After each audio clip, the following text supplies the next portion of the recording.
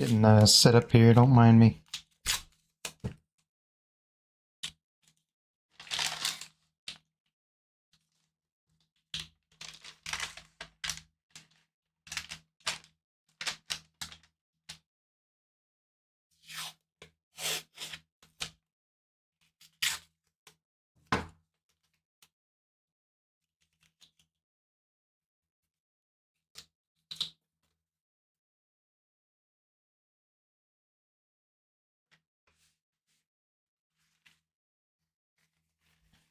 Doing some more acrylic this week. I was going to do an oil painting because I haven't done an oil painting in a while. But I don't want one that's going to dry. That's going to take a long time to dry. I kind of want one that's going to dry fast.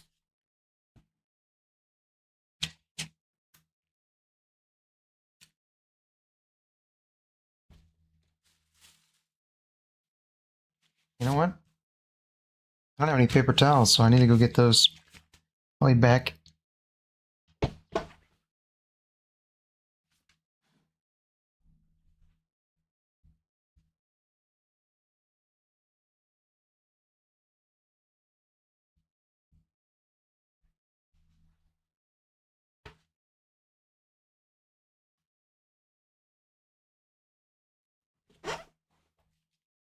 There we go.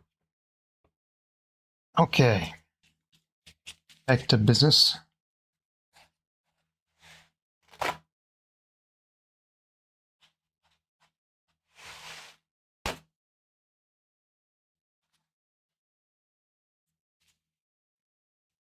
All right.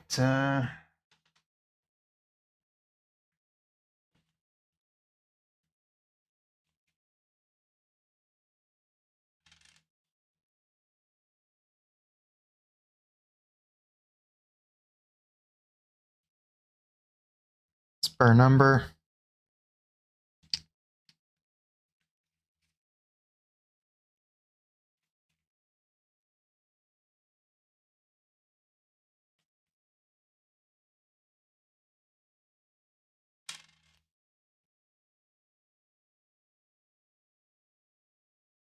It's ultramarine blue.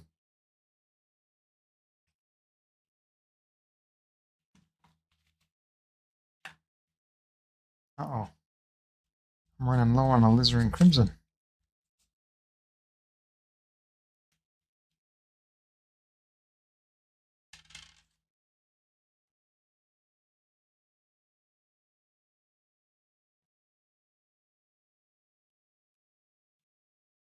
I didn't get my brushes out either. I am behind the ball today.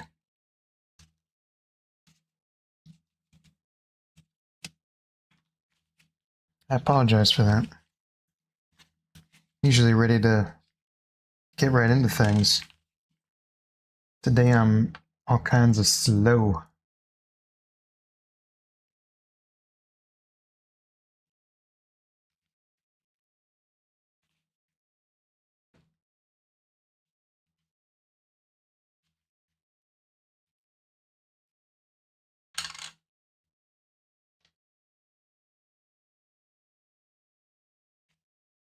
Okay.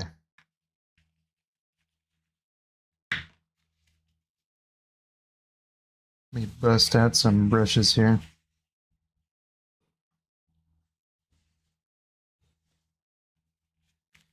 What do I want? I want one of these guys, one of these guys, one of these guys, one of these guys. That should do it.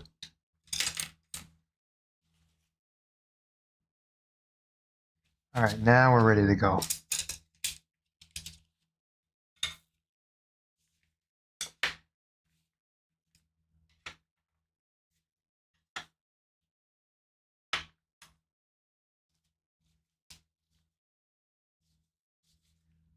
Maybe I should wait until I get more viewership before I start asking questions to the audience, but I got a question. This one's a flat, this one's a bright. Is the difference just that the bright is shorter? Is that the difference? I don't know. Because to me, I've been interchangeable. I call this one a bright and this one a bright, and I call this one a flat and this one a flat. I don't know. There's a question.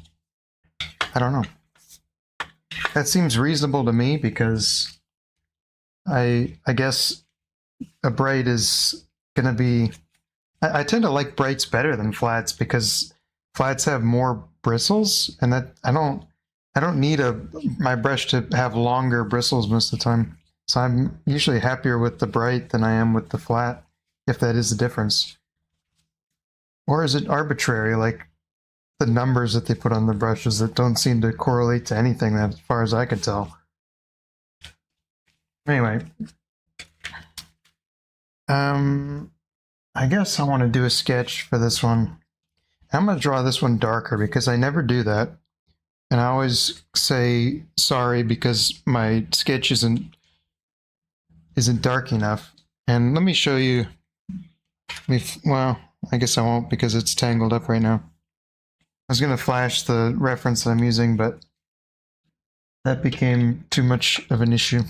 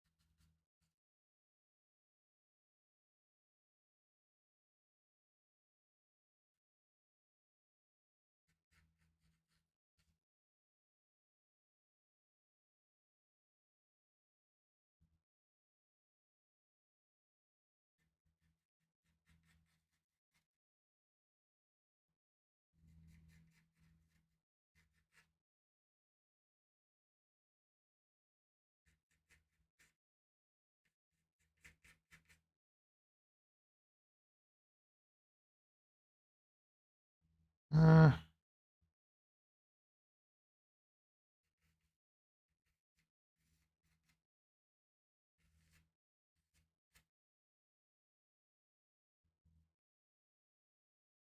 it's straighter than I wanted it to be. Kind of want it to like curve more that way, so this is why I draw light. I don't have an eraser anyway, though, so it don't matter. I just have to remember that use the left lines. And these sketches don't have to be anything specific. I mainly just want to get my proportions kind of right, and so I have kind of a plan. So I'm not just doing stuff willy-nilly. Like in this one, I'm discovering that I'm going to have problems because my reference isn't the right size, so I'm going to have to make some decisions, which is scary. Making decisions gives me the heebie-jeebies.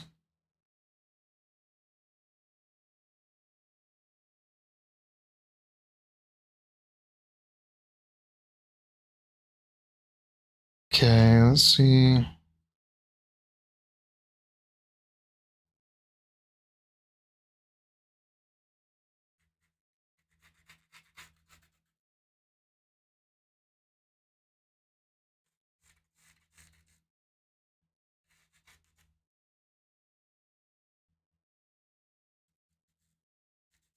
Let me darken that up for you.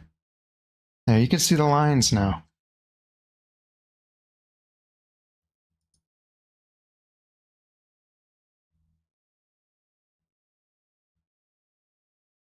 I'm debating whether or not I want to draw these in real defined or not. How much I want to draw. I kind of don't want to draw very much.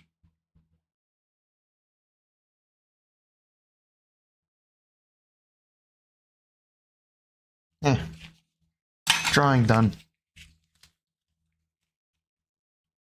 was getting bored.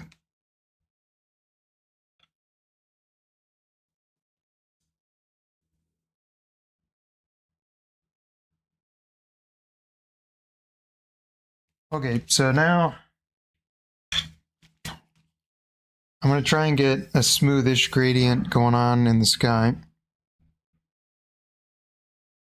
I'm going to go from blue and then kind of have some pinky bits around the edges and a little bit of kind of a paler pink in the middle. So we're going to try that. I'm probably going to mix up maybe 3 colors because with acrylic, I am going to be fighting it. It's going to be drying on me the whole time.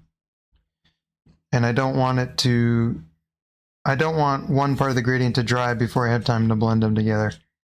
And so I'm going to wet my brush because I find that having just a little bit of water on your brush, you know, not like soaked, but just a little bit of water helps. So I just kind of dip it in there and just run it along the side. So it's still wet, but it's not like dripping.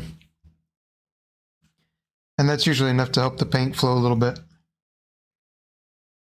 And so the first thing I'm going to do is mix up a light color. So I'm going to start with white. I'm going to grab a lot of this. And I'm going to add some blue to it.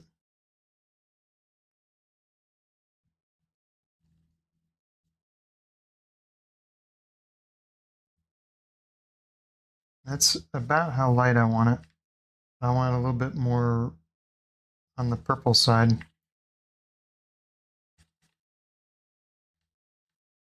I think that's a little bit, I've overdone it just a little bit here.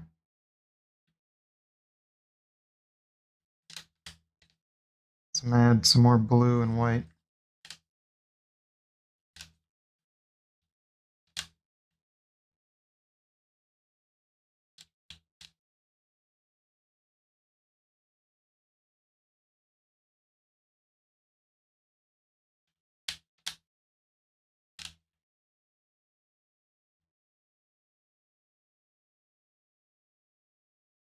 Okay, I think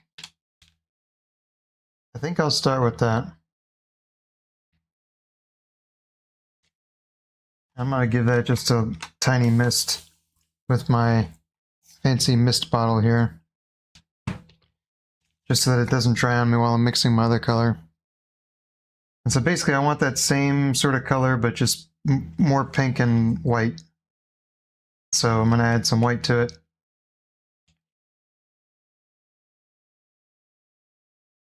And red.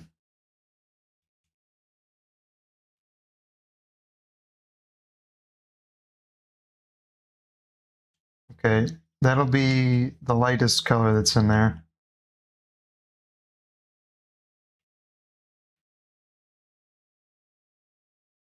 And then I need just a more pink color.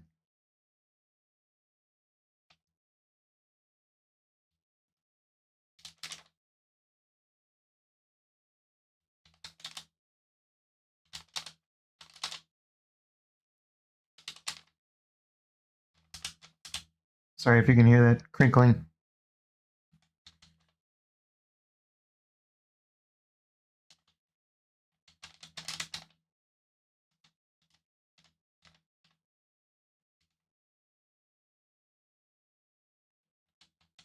And that got a little bit more blue than I wanted it. Maybe that's okay. I'll throw a little more white in there.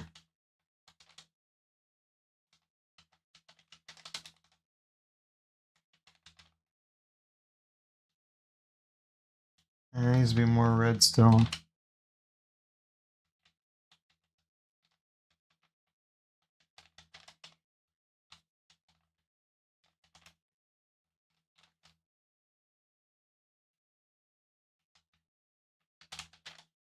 It's too red again.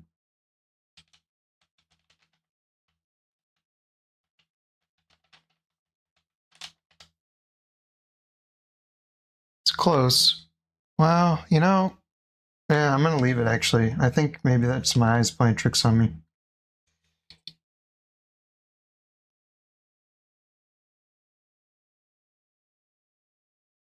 No, it's not my eyes playing tricks on me. It is too pink.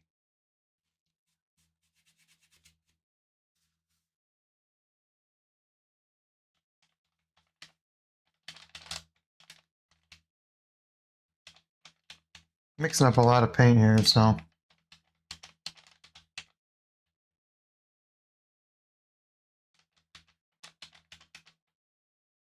Let's try that. Yeah, that's better. Okay. It might be too dark now, but I don't know. We'll find out. I think that's going to work.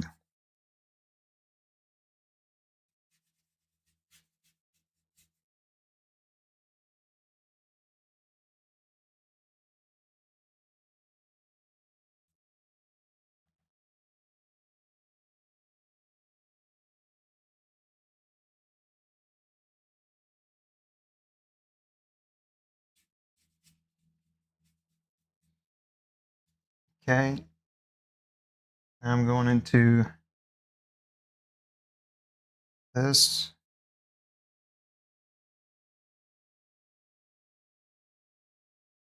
I'm debating whether or not to let some brush marks be in there.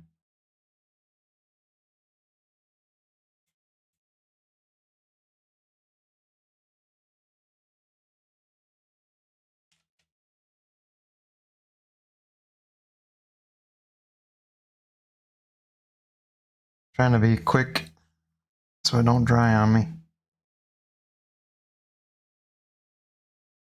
I'm not sure I got that one light enough. I guess we'll find out here once I get the blue in.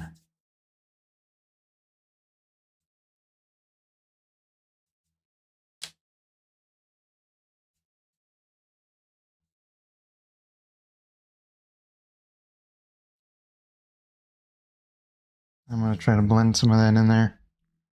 That's a pretty good gradient.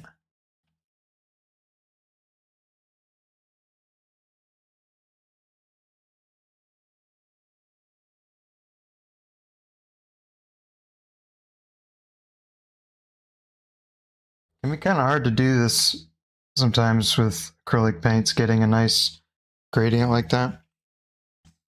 But I'll tell you right now, it's not white enough in the middle, so I'm going to try to get some of that in there.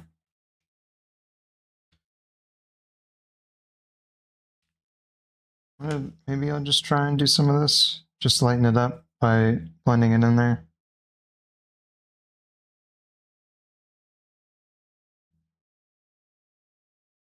I think I can leave some brush stuff in there. I don't have to get too blendy with it.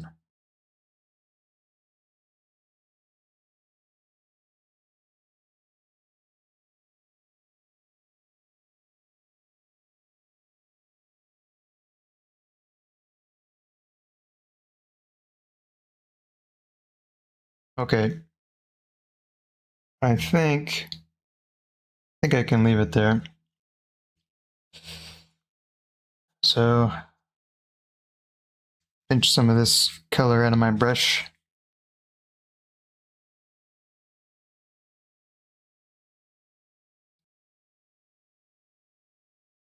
I get some of this in here.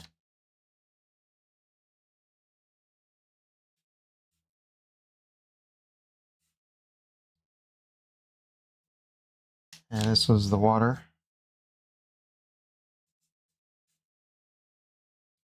You can tell because I told you.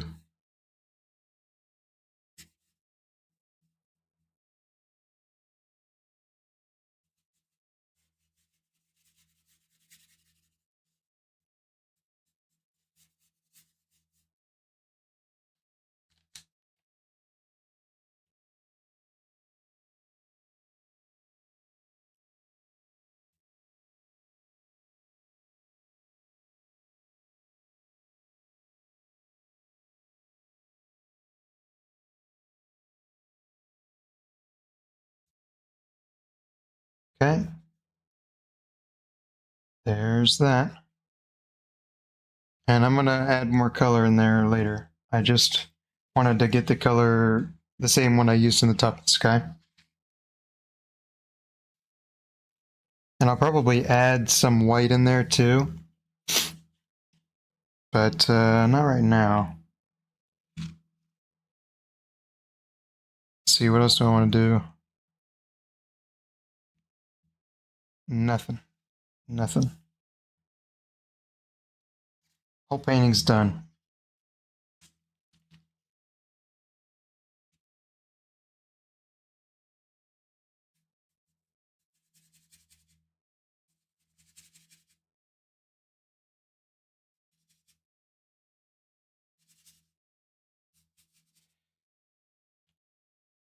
Okay.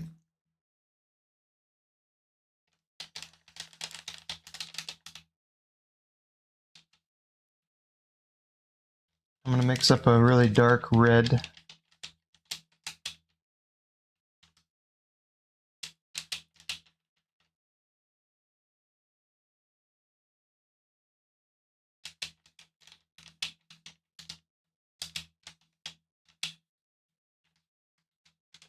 Apologize for the crinkling.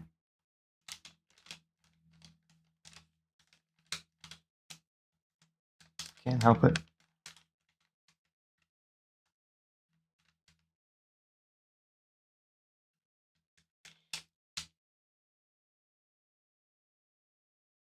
Now this one, I want to try and get a really fresh look to.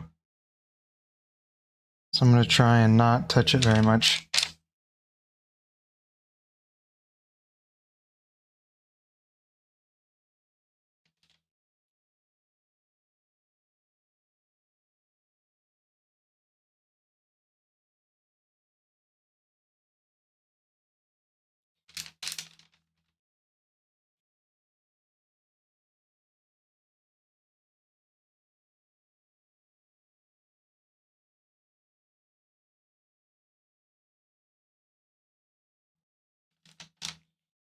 Okay.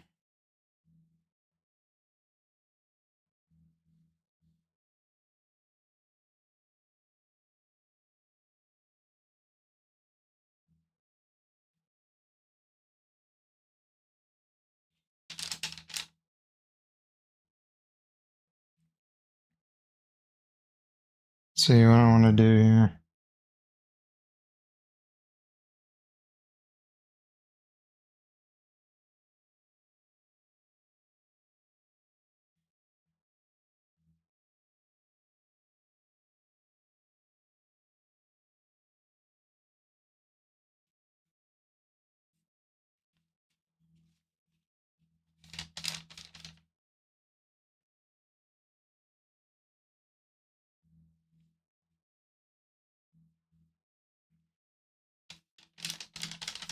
Okay.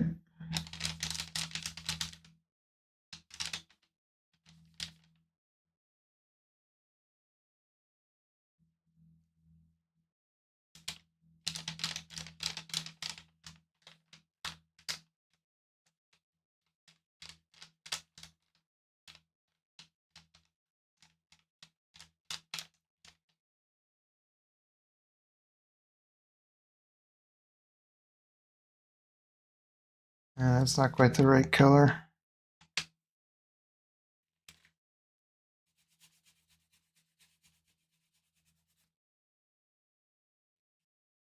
Just drying it with my finger there was all I was doing. Because if it's dry, I can paint over it easier. I mean, it's not a bad color.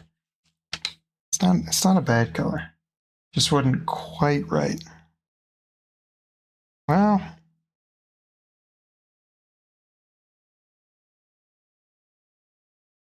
just wasn't red enough, I think.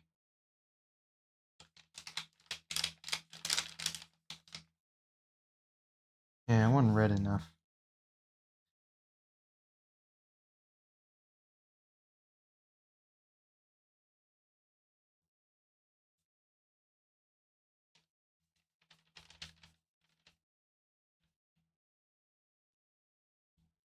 Throwing some purple in there.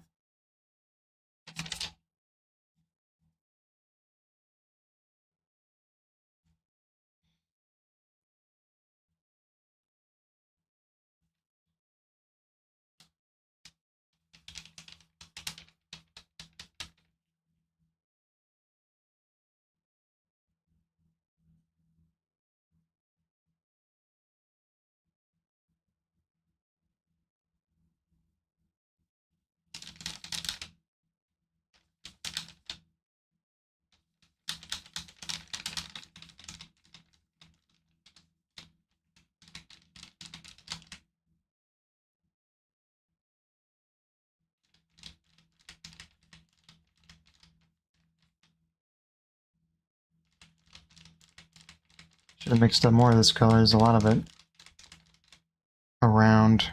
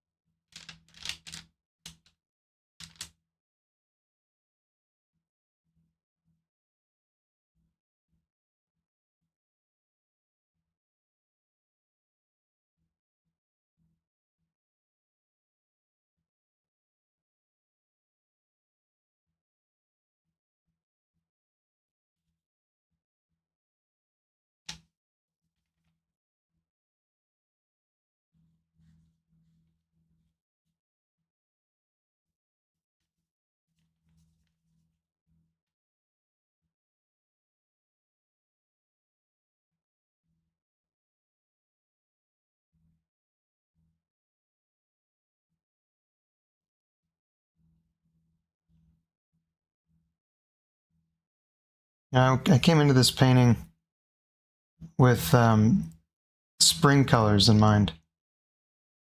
And this is not screaming spring to me now that I'm actually doing it. I feel like I've made a major miscalculation somewhere. Killed a lot of that dark red that I had. I need that back. It's good stuff.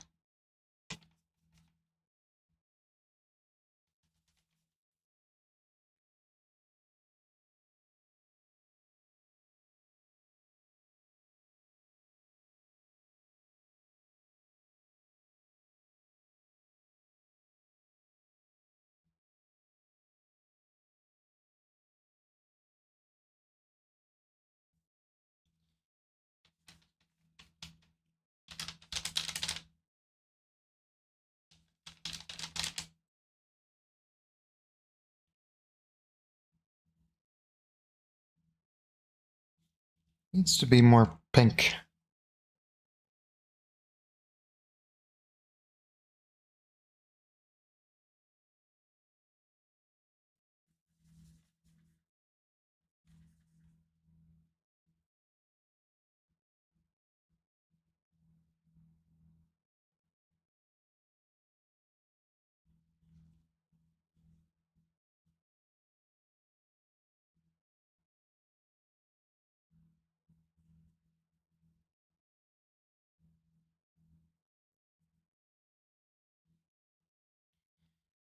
Okay, now we're getting into some really tricky business.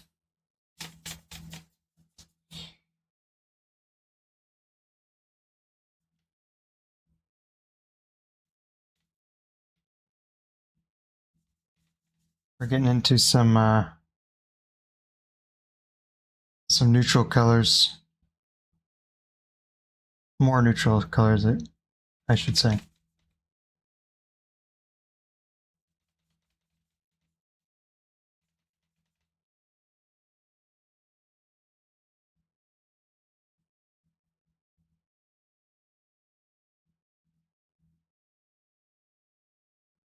All right. This brush needs to be washed.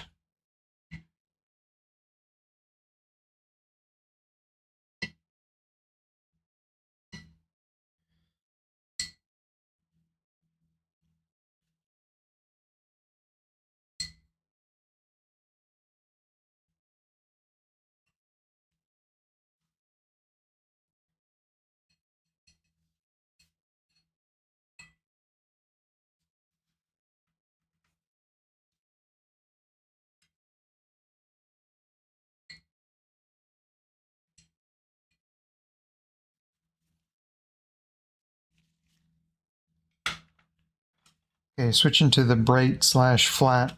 Who knows? Because I want smaller.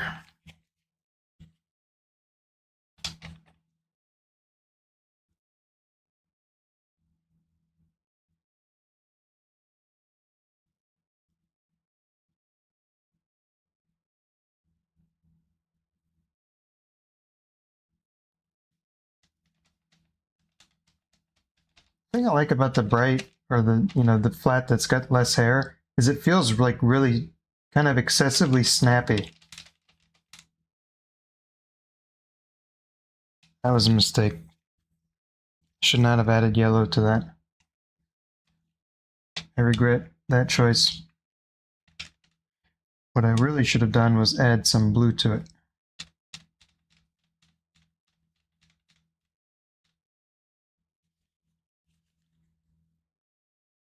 Oh, that was no. Ugh.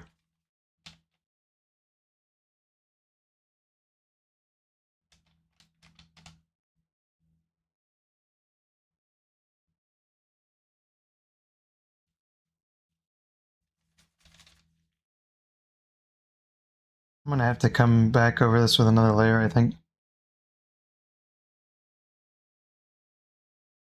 For a couple of reasons.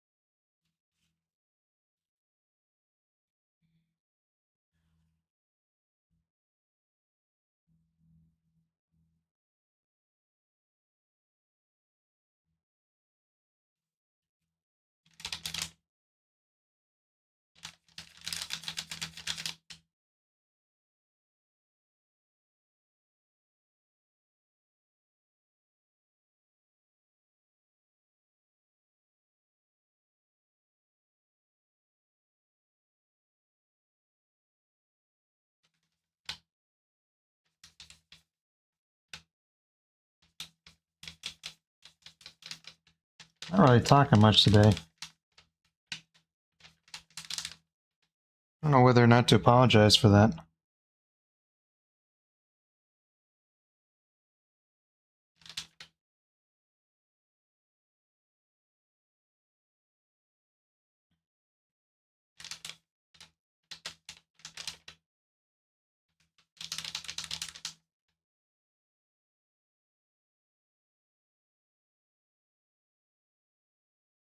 Might change that. Not sure how I feel about it.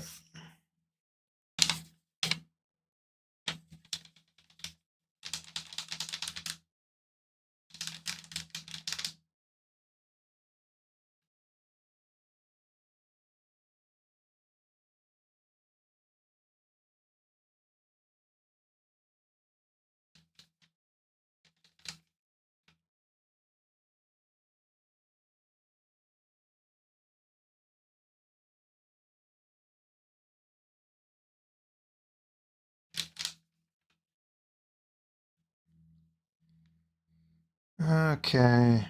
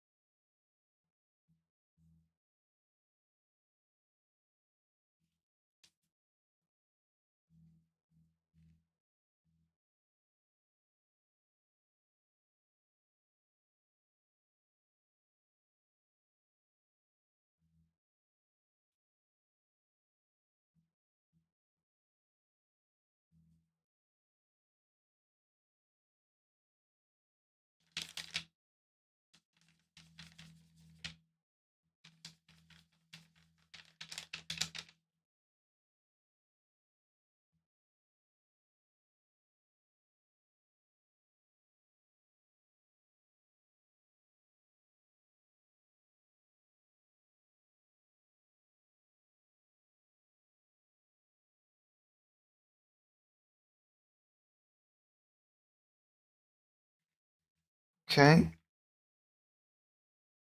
Yeah, what next? Some more pink.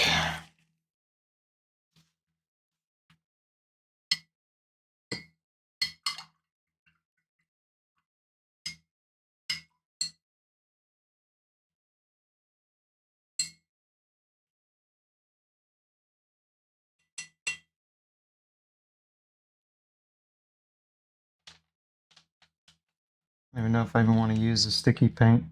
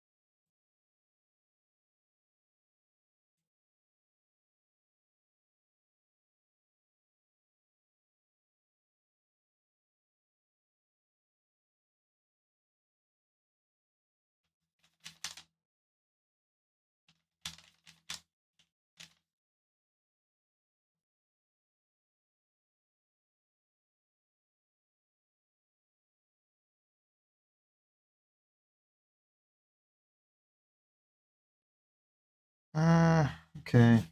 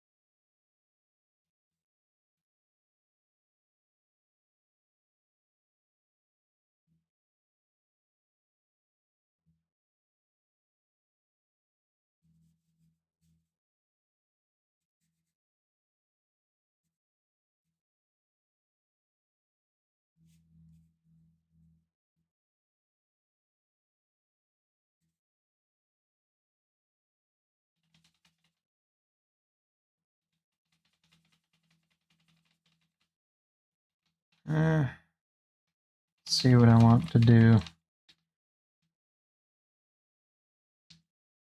Maybe I'll just, well,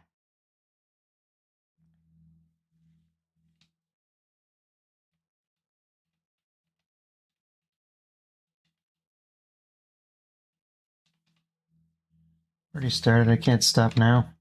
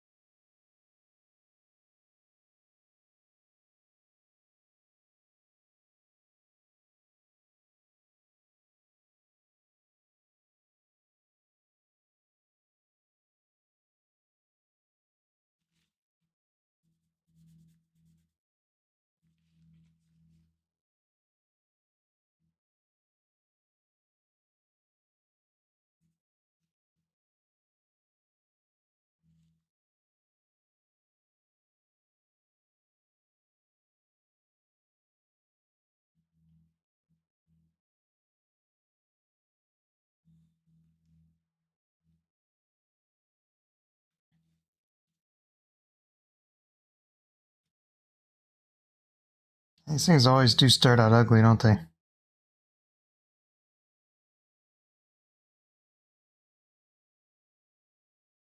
This thing looks like nothing right now.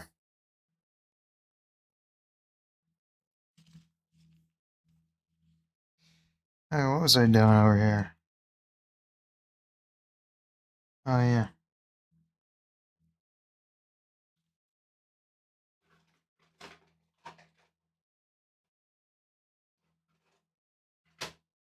I was getting permanent rose for some pink.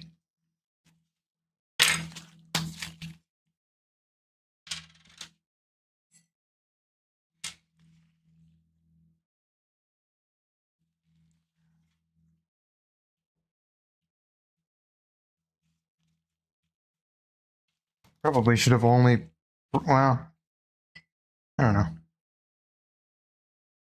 This is going to be a very pink painting.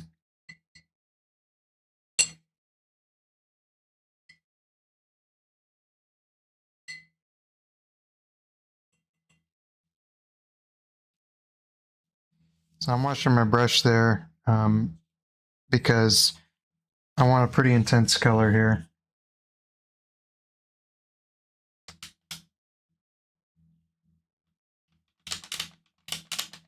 Yeah, like that. A very intense pink. I'm going to get some of that in there.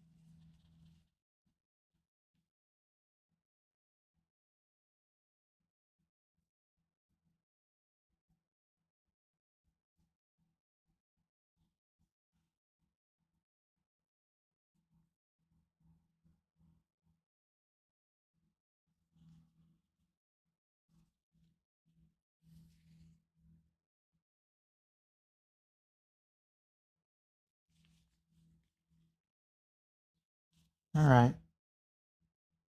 Now that the water's in, I'm a little happier.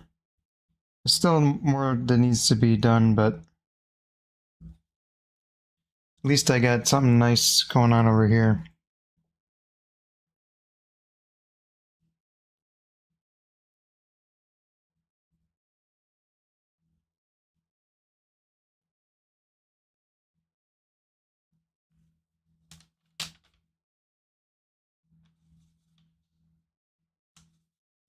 Whoa, that was a lot of blue.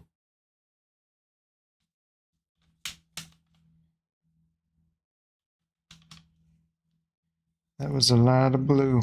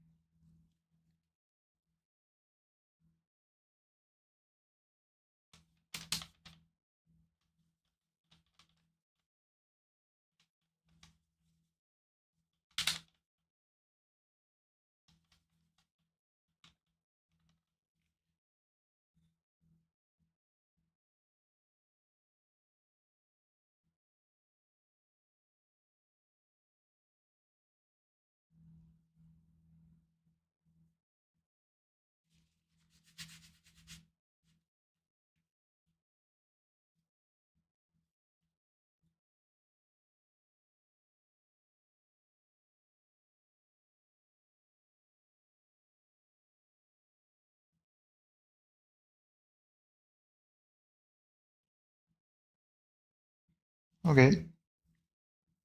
Now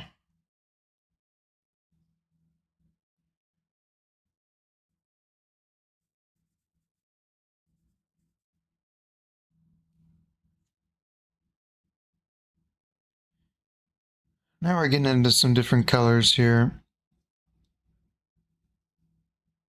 Some difficult colors. Not that the other colors previously weren't difficult, but we're getting into some more intensive stuff here.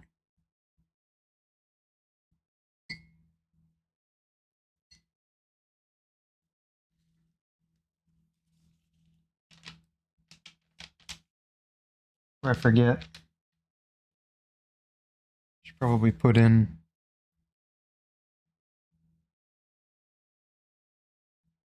Those are too red.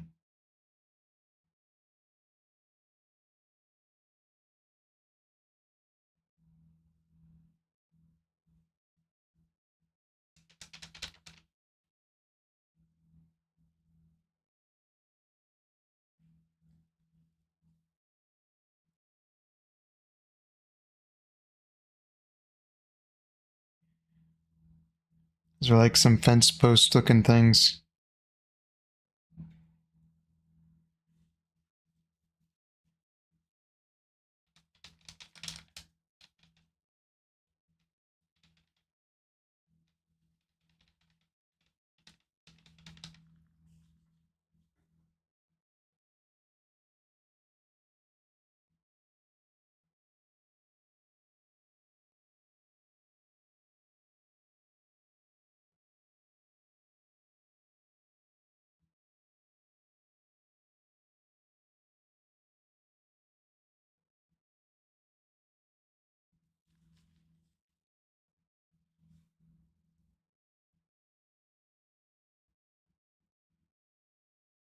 Okay.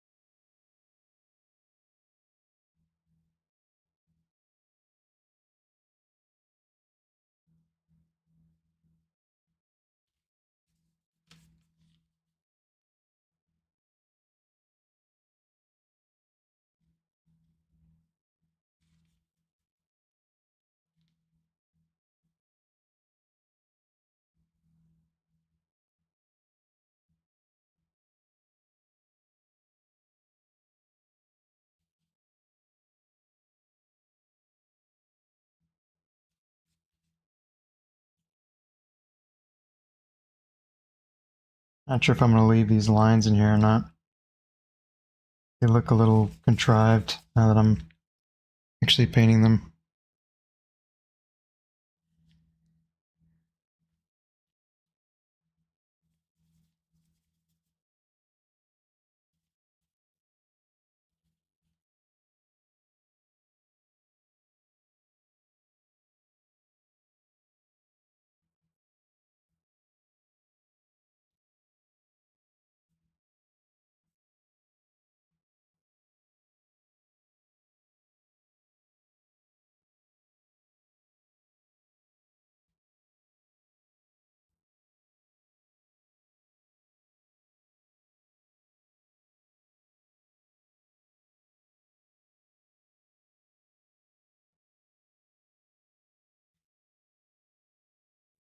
Eh, I don't think I like what I did there. It's okay. I can fix it later. Or I can leave it. Time will tell. Alright, let's get some very intense yellow in there.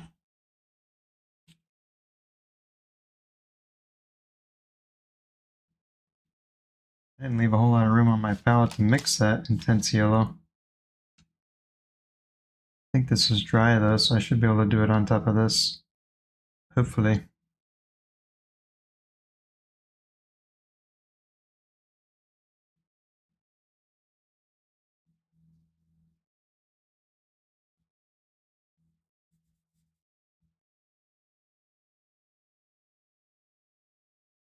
Ooh.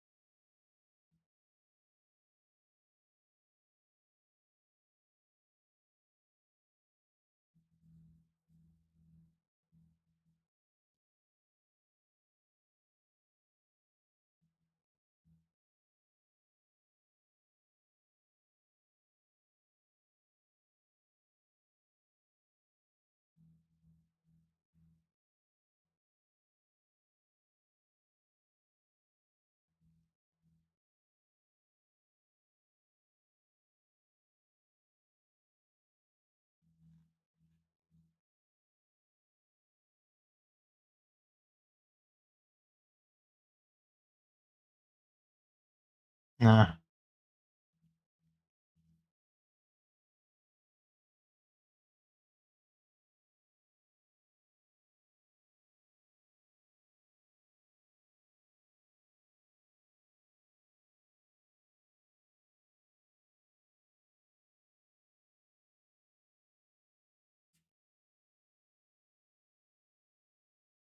Oh.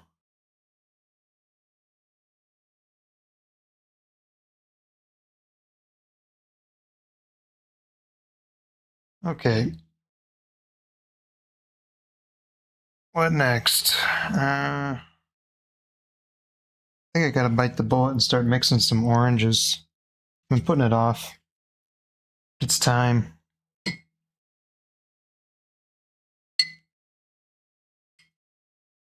Thing is I picked alizarin crimson as my red, and these are some pretty warm oranges that I want to mix. So we're gonna find out how that goes. Because I've got a cool yellow and a cool red, so I don't see that going very well. I've been wrong before.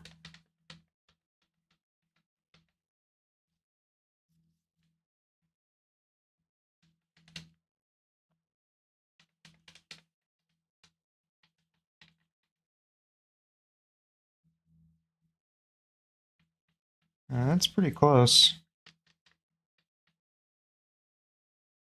It's not bad.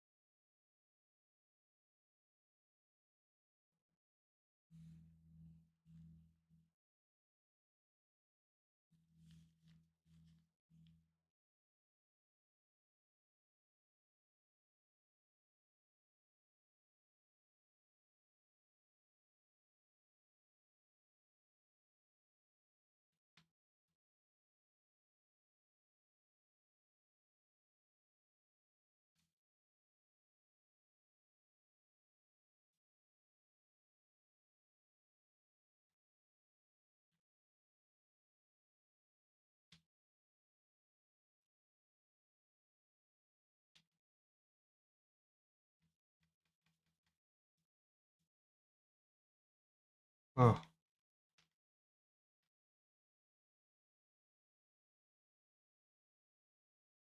Made a monstrosity of a color over there. I'm gonna just stop doing that.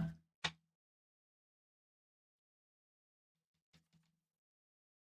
was just trying to get a yellow, pinky orange thing going on.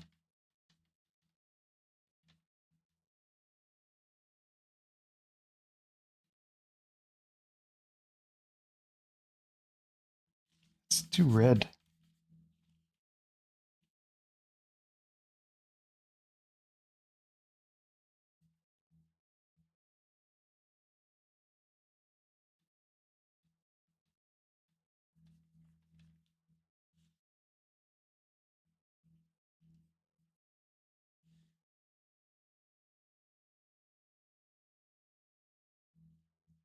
No, that's not right.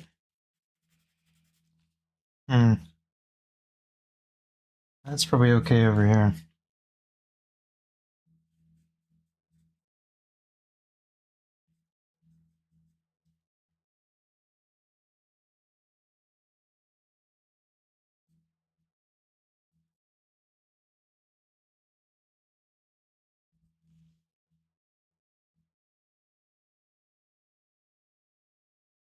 That needs a lot of work. It's alright. I'll come back to it when I've thought more about it.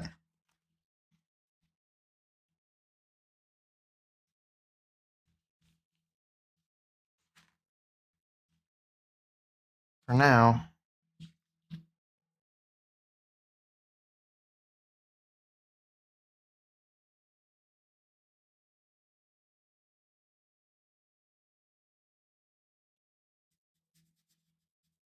just got this dry orange color on my brush. It's pretty close to what I want, so I figure I just throw it in. Not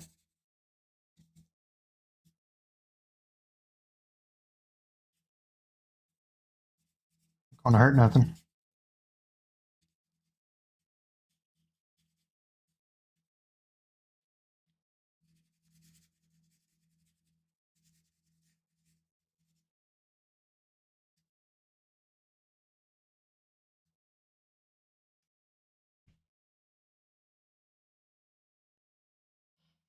Okay.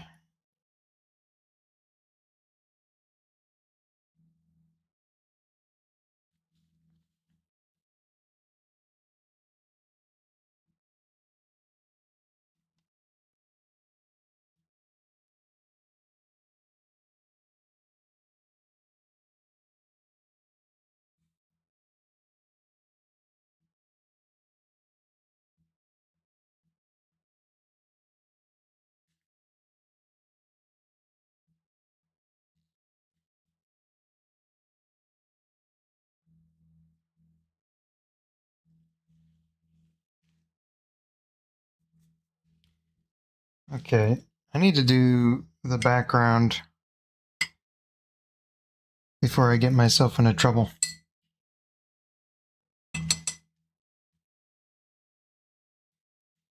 So let's do that. Let's see. I can start with this color.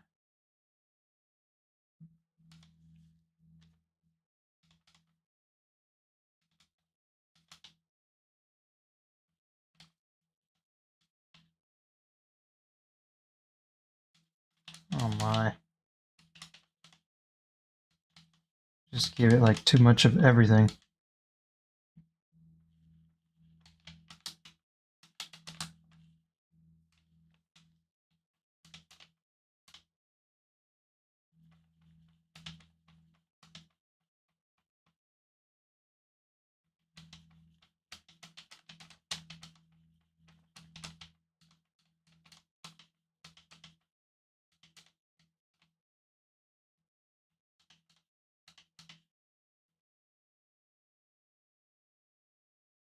Probably shouldn't use this brush. It's dangerous. I'm gonna use a smaller, flat brush. Or bright, I don't know.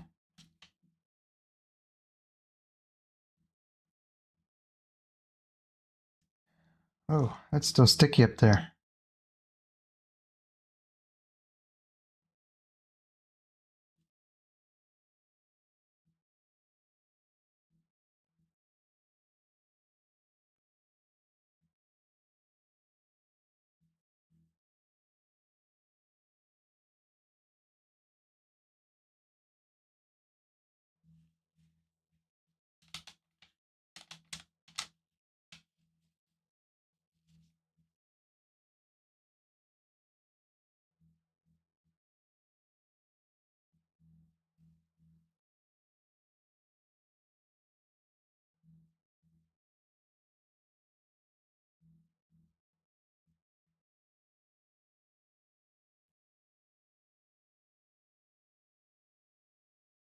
Okay, so there's one layer.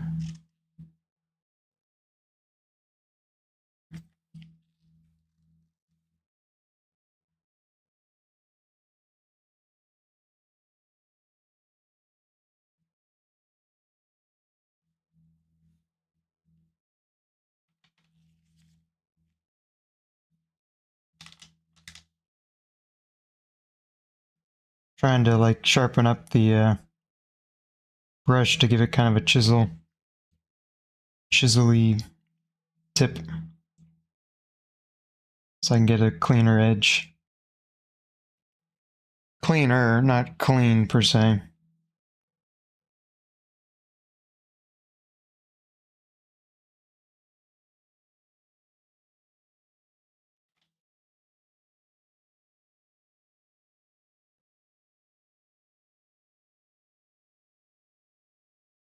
It's one of my favorite things to paint, those just like little distant stuff.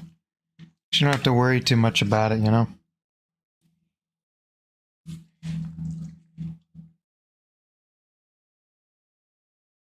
I could paint like only silhouettes, I would do that.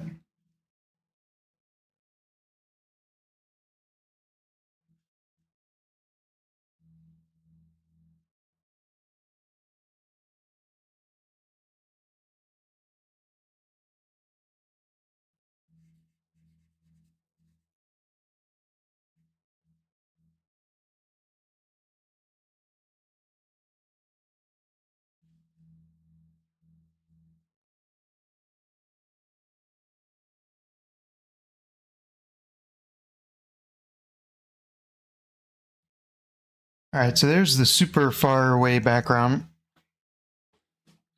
And I need a layer that's closer.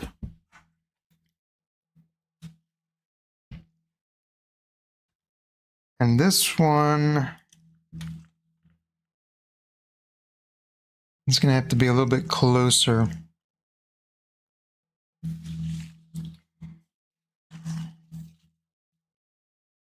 I can go back to the bright now, I think, or the bigger one.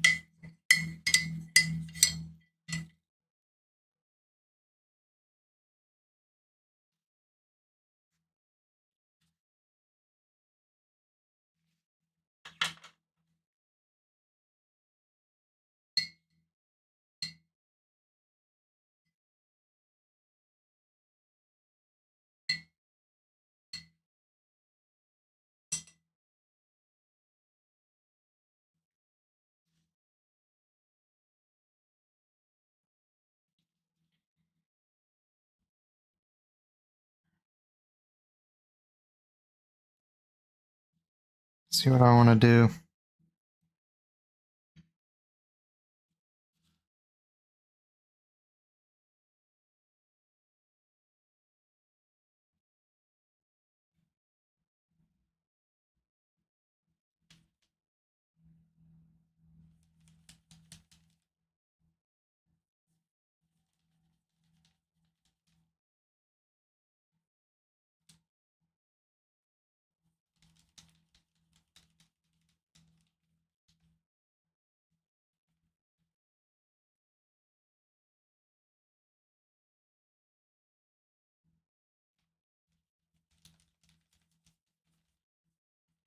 Trying to get like a very dull brown orange color, but it's a little bit milky.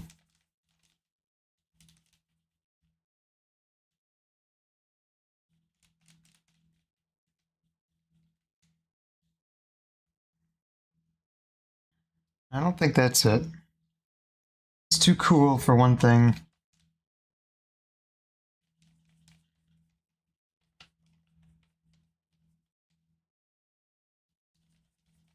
Oh, and now I've just turned it red. It's not what I wanted.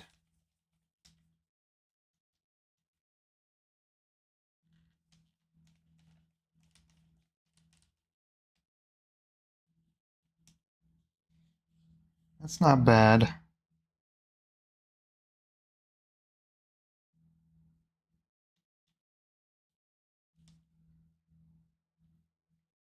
me try a little bit of this in an inconspicuous place.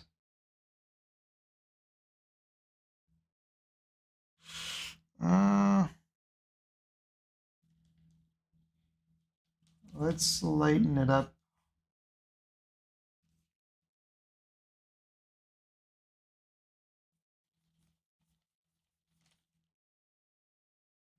I think that was a little bit too light.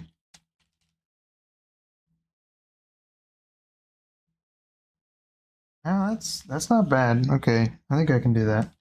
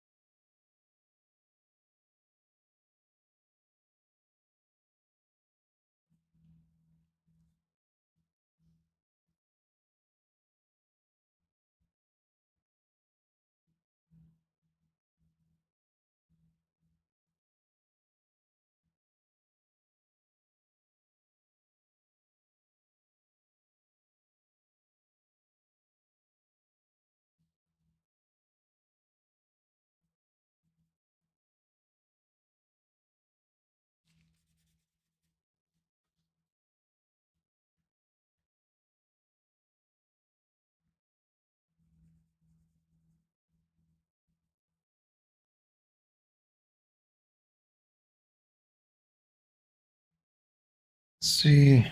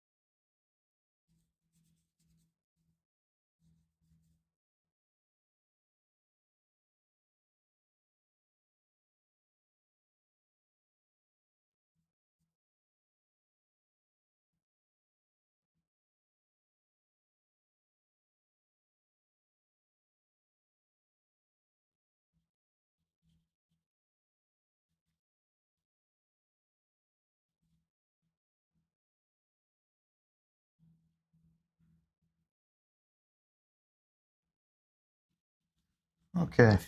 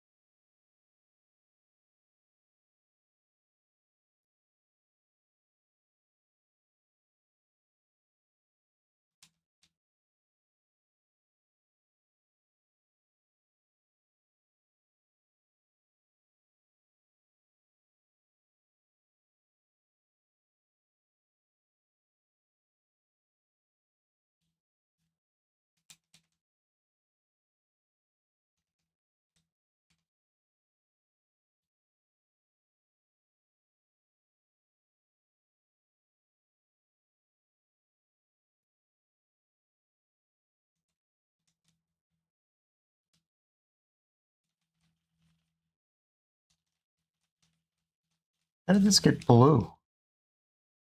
I mean, it got all blue and white on me all of a sudden. Really strange.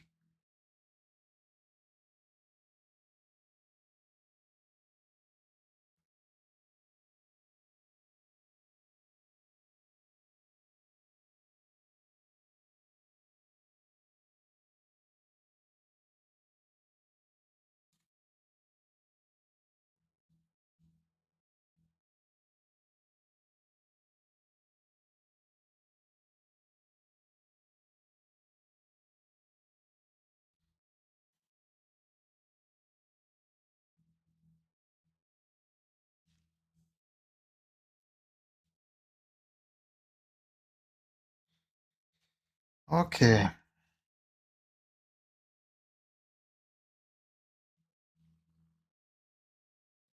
I don't know that I need to wash the brush or not.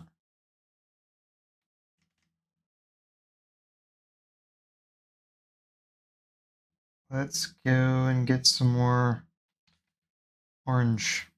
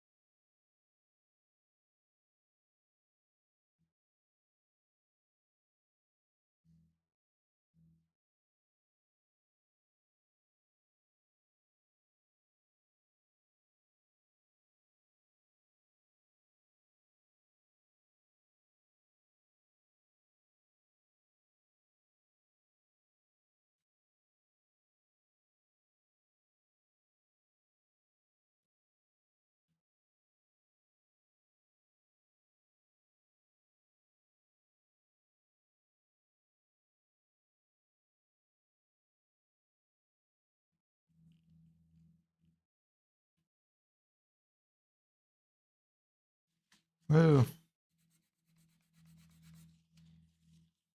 Messed that a little bit up, but that's okay. I did it again.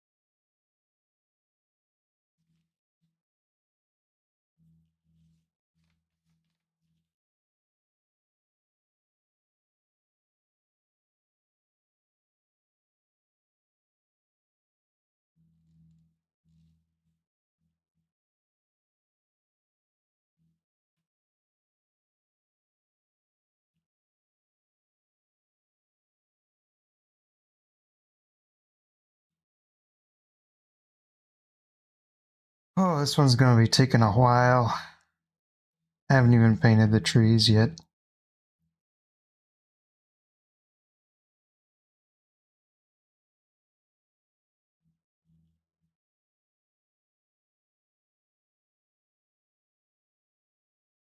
But it's starting to look like something, so I can't complain too much. I was complaining earlier where it was looking terrible, and now it's still looking not fantastic, but it's not looking abysmal anymore.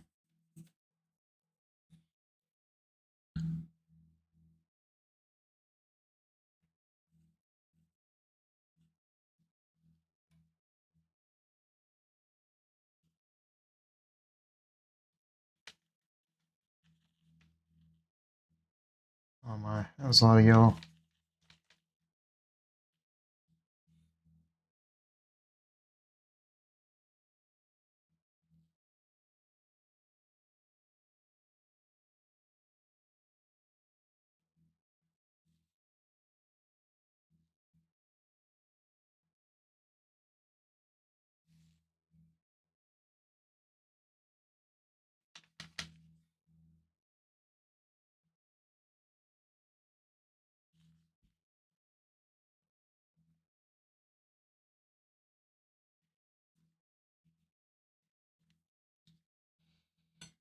Okay, I need to think about what to do next.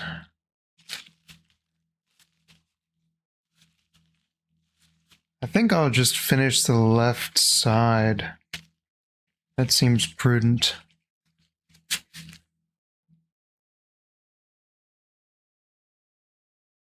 Alright.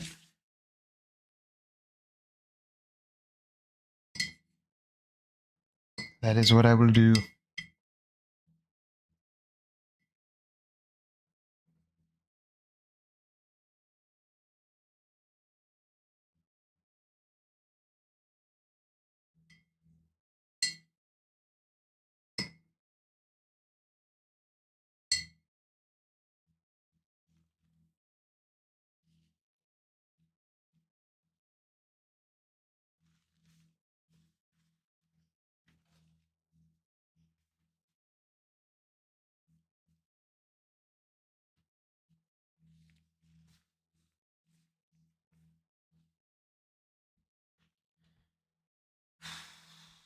Okay.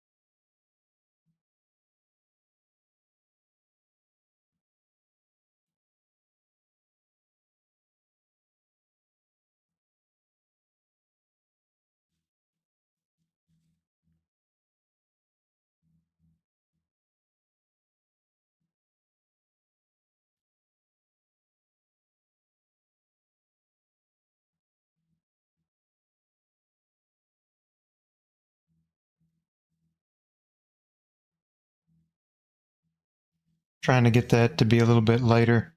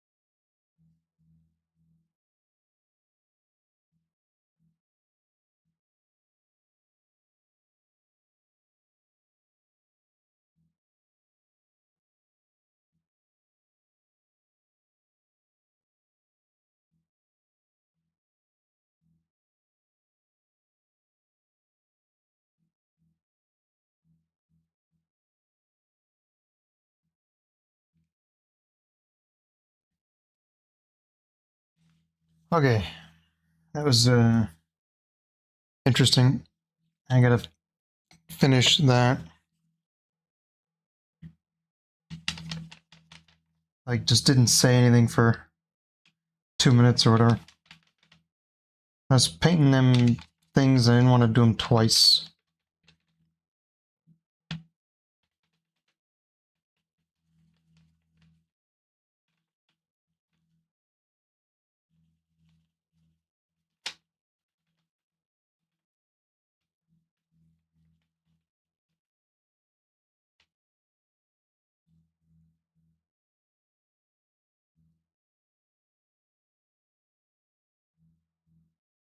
You know, I'm gonna try.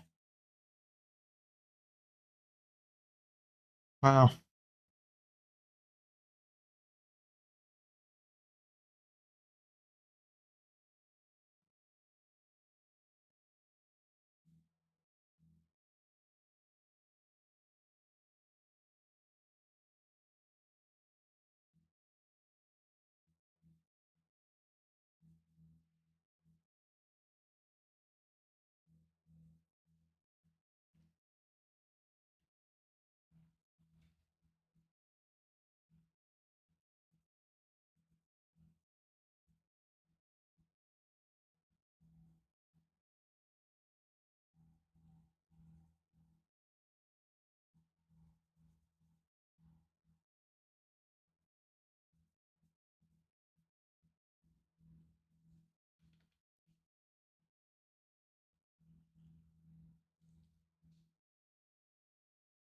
Trying to let a little bit of that pink show through, but I think I'm gonna just have to like add some different colors with some dry brushing or something.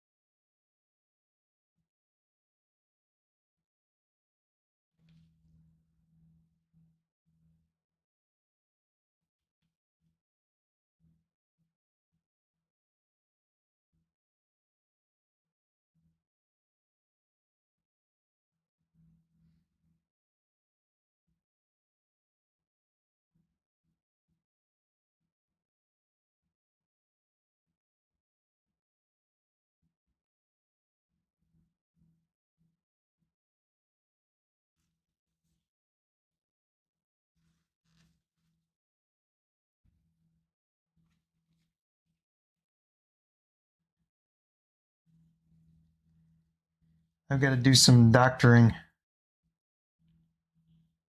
So, pardon me while I do some doctoring.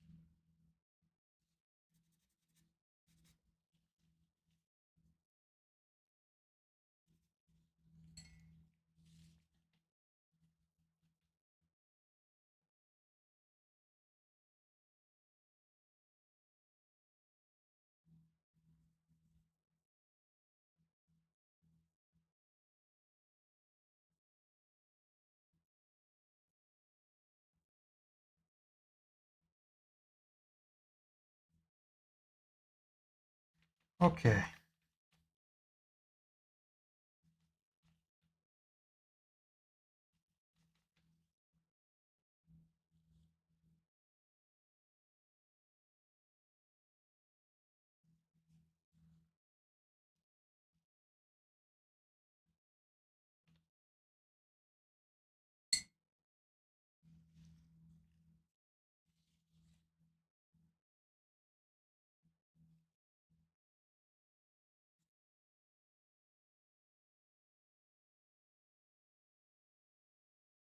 Ah,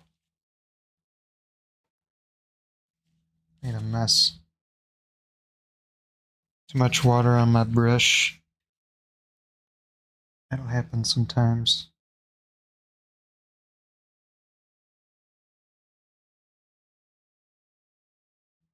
Trying to negative paint this house in here. And it's going Not that well.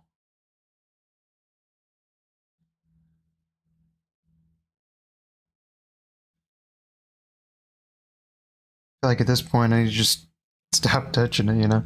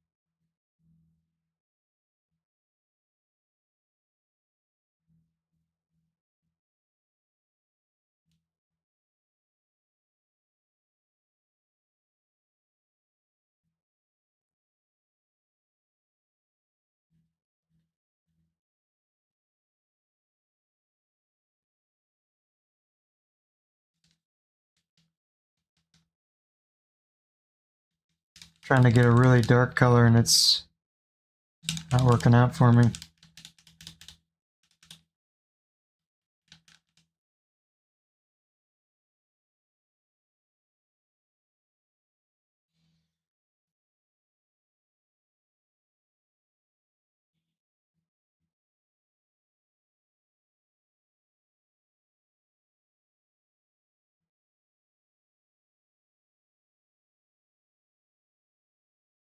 Might have to like go and get some stock Mars black to get that darker.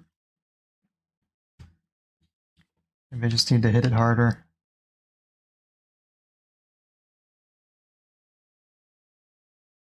Carve it in with some lights around it. Might be what I have to do.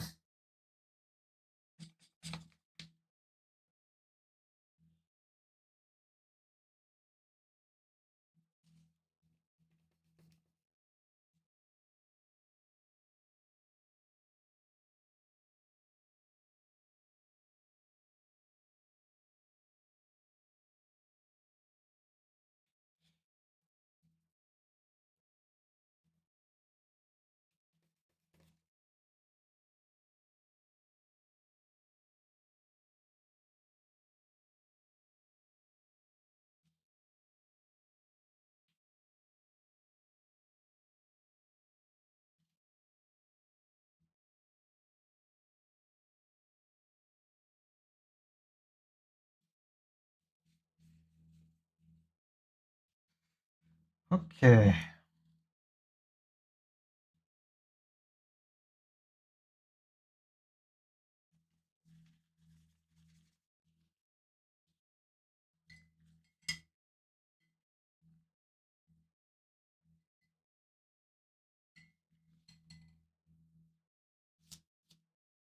I stuck my elbow in paint.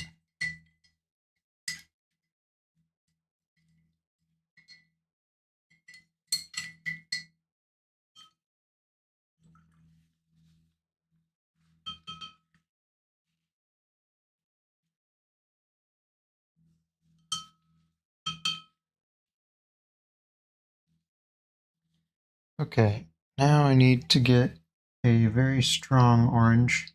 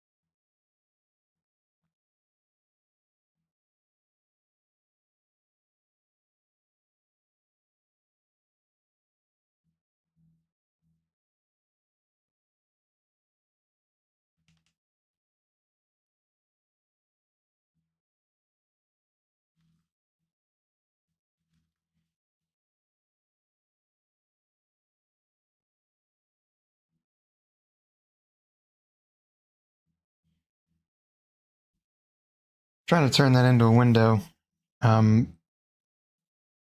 it is difficult.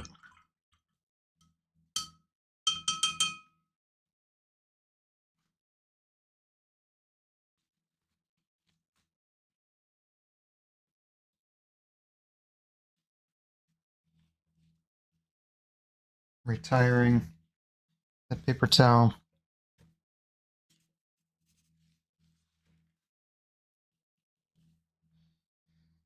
All right, let's try this orange I tried to make.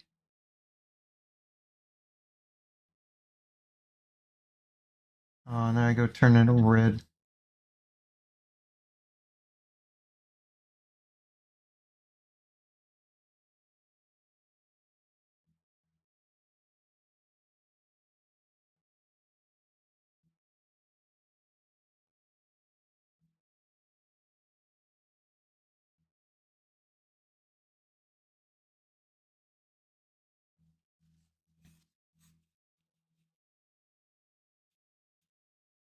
Okay.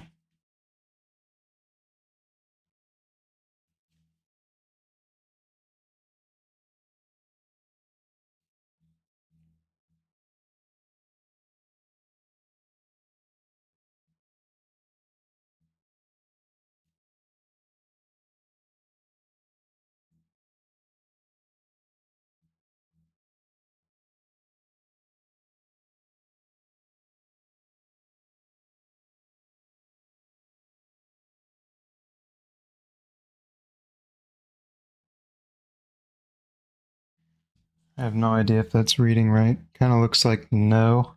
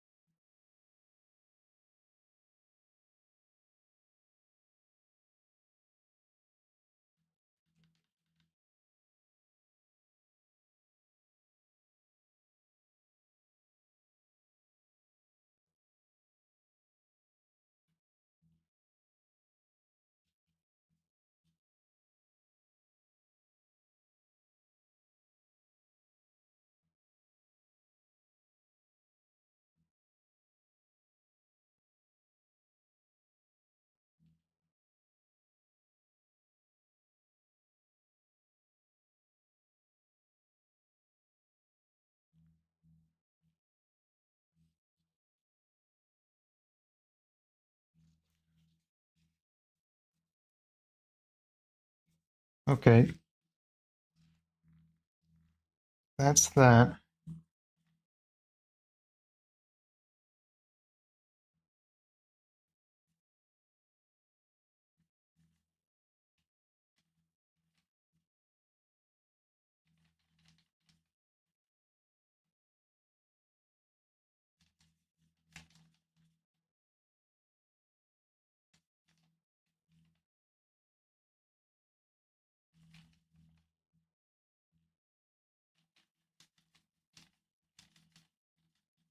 Ah, shoot.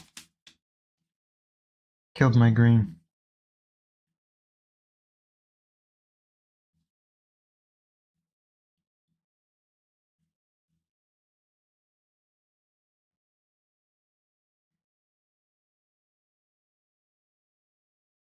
Oh my gosh.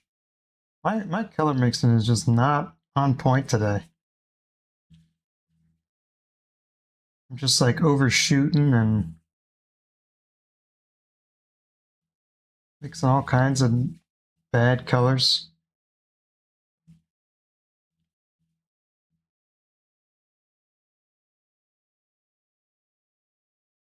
Usually never have trouble with greens, and now I'm can't mix this green.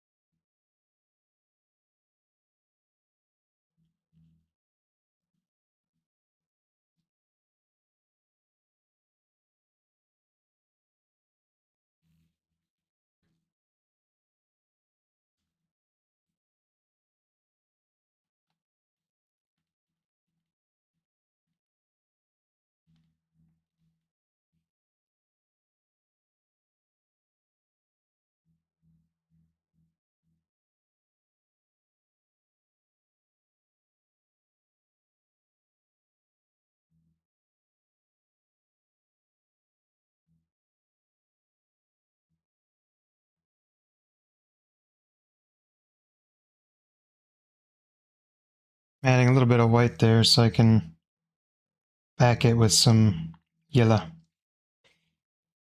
Ah, the file man is back. Welcome, sir. Doing more bad paintings. Or paintings that start bad and maybe get a little better.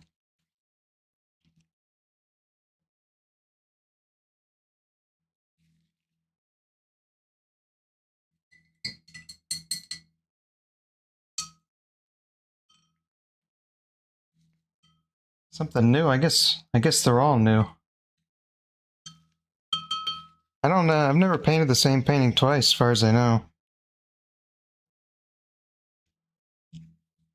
I guess I did maybe. I've done a Bob Ross one more than once, I think.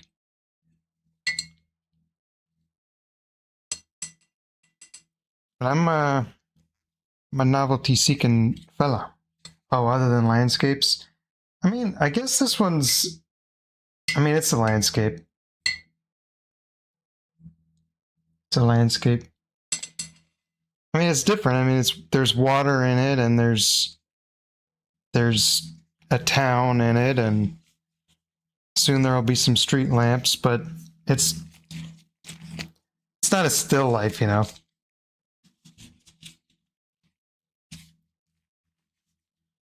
That's on my list.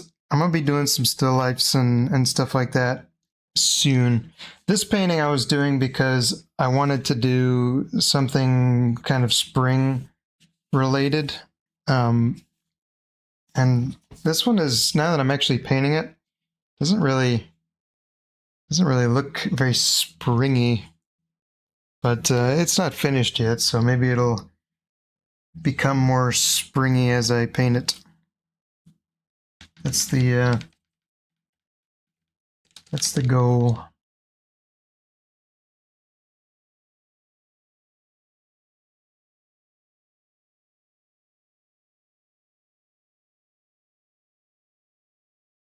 Let's see.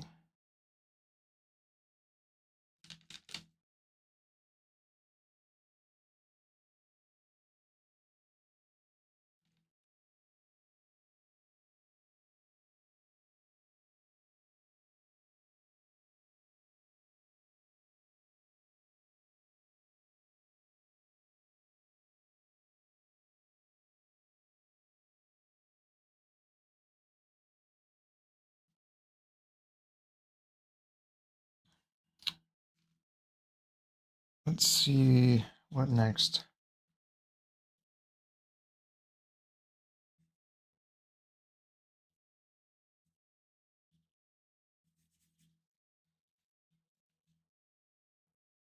I think I gotta put the trees in now. Painting is getting medieval vibes. Yeah, you know, it's got some, like, I don't know what they call those, Tudor kind of houses. That was kind of the idea with these. And then it's got like a church looking thing back in there. See what you're saying there. I'm about to put a street lamp in it though, so that might ruin the medieval vibe. Maybe I'll hold off on, well, I mean, I've already put the thing in, but I don't know, maybe we'll make it medieval. I don't know. I don't think there were street lamps in the Dark Ages, but I could be wrong.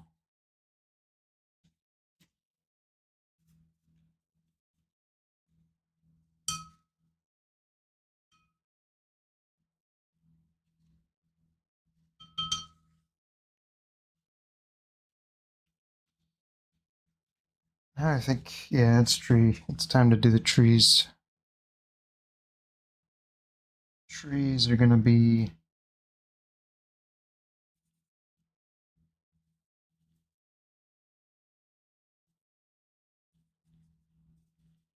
I think, a purple. Hanging streetlight would make it a historical location. Tourism. Okay, okay.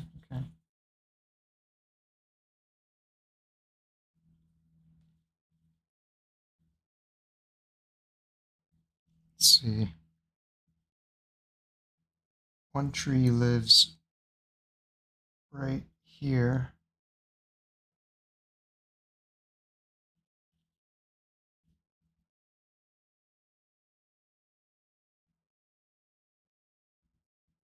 That tree is thicker than I wanted it to be.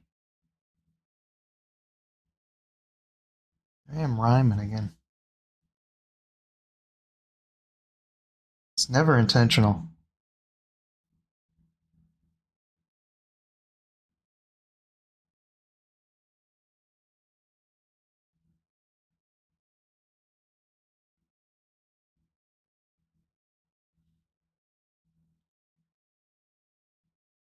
How have I been? I've been just dandy.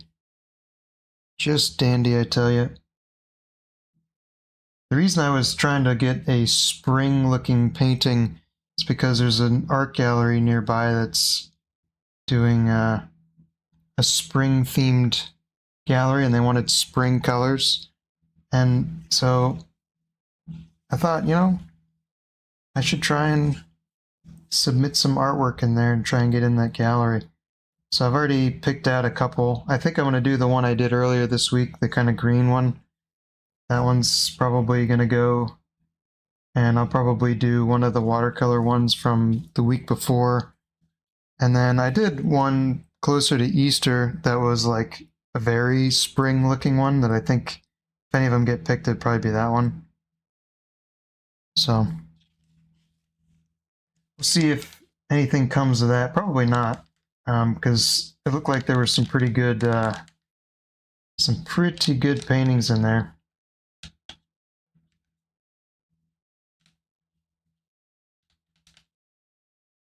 About the only people that are looking at my paintings are my mother, so I'm not really expecting much.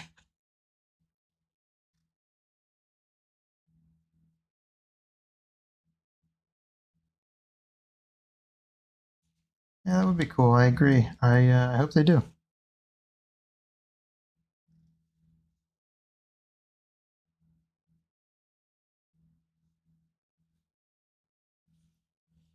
You get well,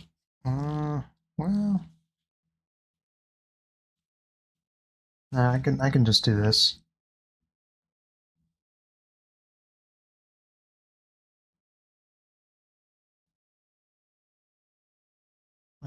You're too kind, File Man. You're too kind. I don't know. I've never talked to a gallery curator. I've never tried to get my paintings in a gallery before, so I don't know how what's the word? How much they're gonna scrutinize how particular they're gonna be. I don't know. Just never I've never tried it, so we're gonna find out. Might go in there and they just, think I'm painting garbage, and they might go in there and like them. I don't know. Just keeping an open mind.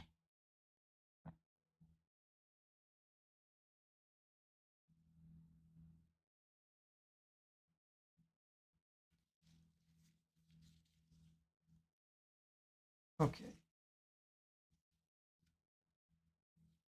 I gotta figure out what I want to do next.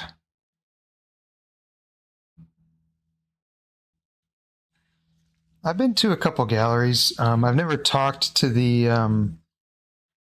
curator or anything like that.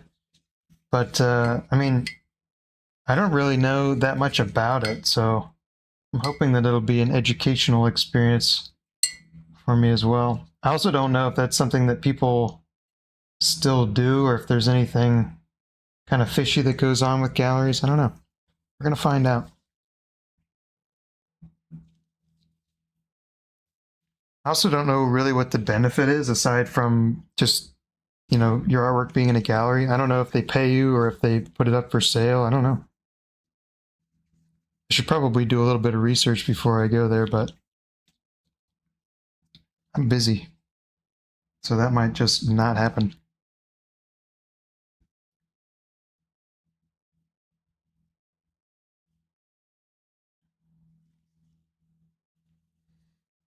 Yeah, I mean, I've been in my comfort zone for a while, and these paintings are starting to stack up. I got a lot of them. I got a lot of paintings in my house right now. And so if they take one and put it in a gallery, that's one less painting I got sitting on my table. So, worst case, nothing happens. That seems like a pretty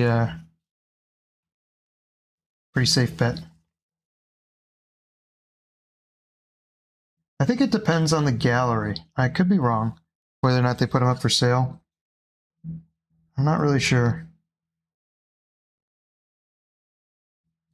Man, I reckon my tree.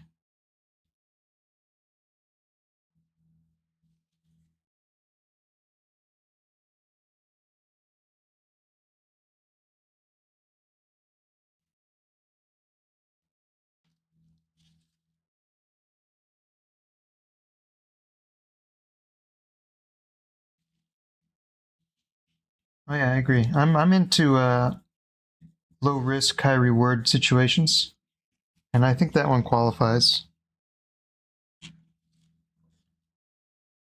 There's really no reason not to try that.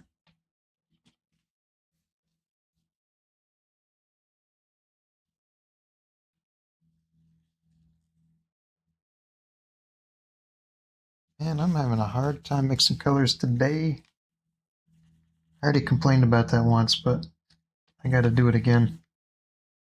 Because this is ridiculous. Something wrong with me today. I just cannot get the colors that I want.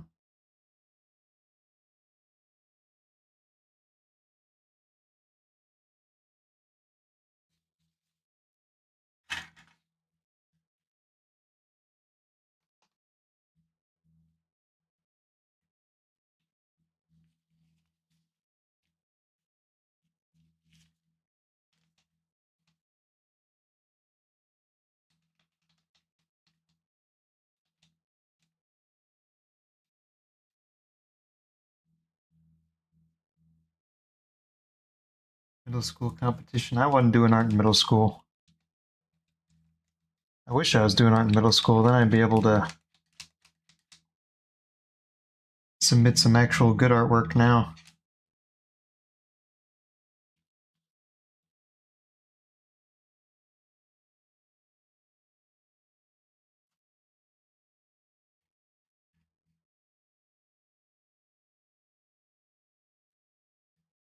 I'm sure you'll get your chance. Maybe if this channel gets bigger, I'll start doing some some things with other artists. I don't even like calling myself an artist. That's weird to me. I don't know why. But maybe I'll do like a thing where we can have a Discord or something and share each other's art on the Discord and give each other tips and that kind of thing. I feel like that would be fun. I'm sure there's a lot of people out there making really good art, but they're like me and have nobody that cares about art really in their life. I mean, I don't. None of my family members or anything are artists. Well, I mean, my brother is, but he's not a painter. He's a kind of more of a digital artist. He's more interested in digital art. So, I mean, he's interested but not interested. You know what I mean? So, I feel like that might be a fun thing to do.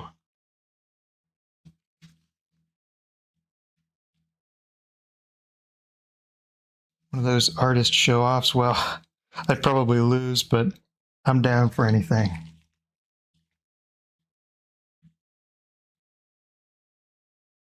I ain't afraid.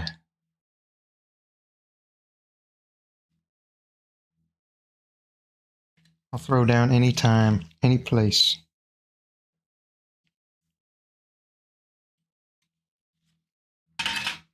Okay, what else?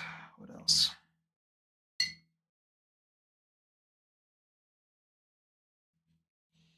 Yep. My brother is a digital artist. And in my opinion, when he does good stuff, it's a lot better than my stuff. But he doesn't paint landscapes or anything like that. He was more into, when he was in school, he was more into like character designs. And he did this one magazine cover that was like, he put Michael Myers on it, I think. And I just remember looking at that and being like, yeah, they should really hire him to do digital media. But he's not into painting landscapes or anything like that. So my stuff isn't really interesting to him. Not particularly interesting to him, I should say.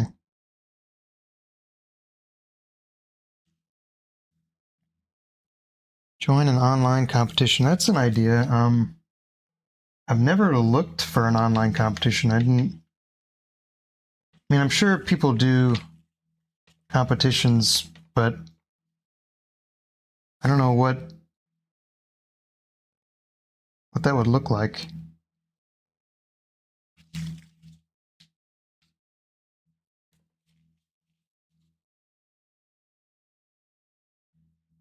And I'm just piddling these trees to death. I'm just gonna stop doing that.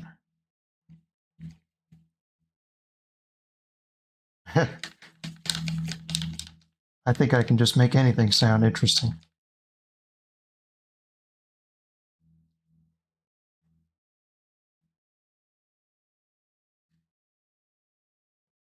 My family's pretty spectacular, I think. But I'm a little biased.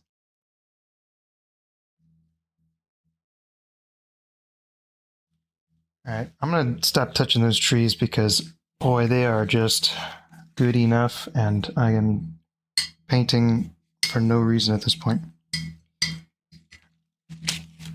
Now I feel like I have nowhere to mix colors, and that might be part of my problem, is my palette is just covered in dry paint. I gotta paint some greens. Let's put them over here.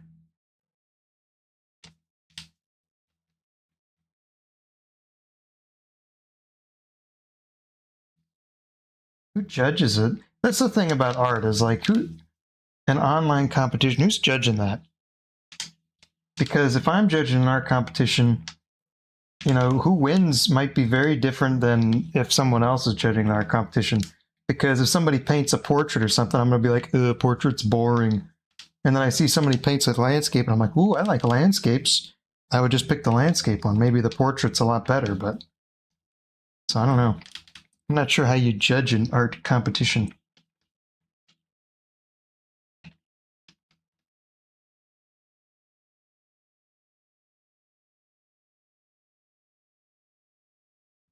I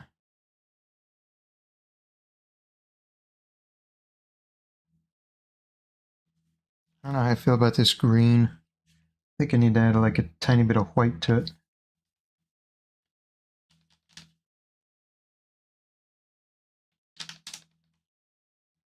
This is why I need a Discord, because I'm sure that somebody would know and they'd just send me a link or something in the Discord, but we'll save that for when I hit, I don't know, 10 subscribers or something, I don't know.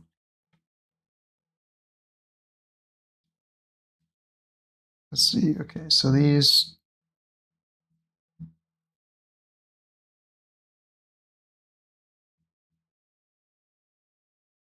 Oh, they specify what the content... Yeah, I suppose that does make a lot... That makes a lot of sense now that you say it.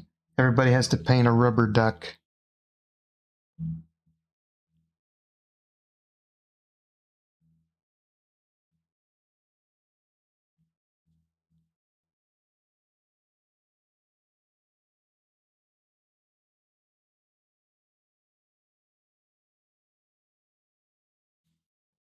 All right, so that one exists now. Got some leaves on it.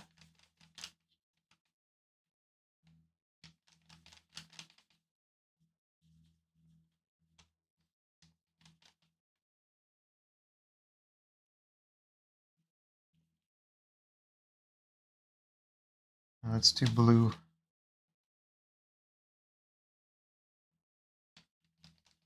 Maybe I'll host it. I'll host the rubber duck paint off. I mean, to me, that seems like a kind of a stupid still life to paint. But I mean, that's the thing, is like, what if I paint, you know, a bathroom with a rubber duck in it, you know? I'm not just painting a rubber duck.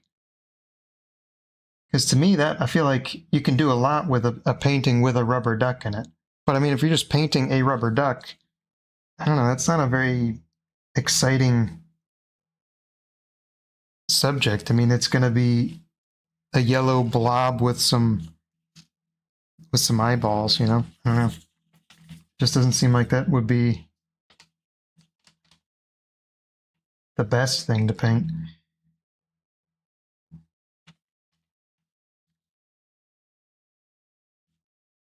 I need to bust out a warmer yellow.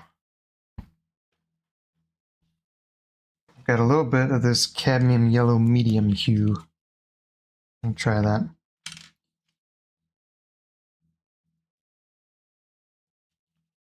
Oh, I think a rubber duck would probably be very hard to paint unless you like were very careful the way that you were lighting it.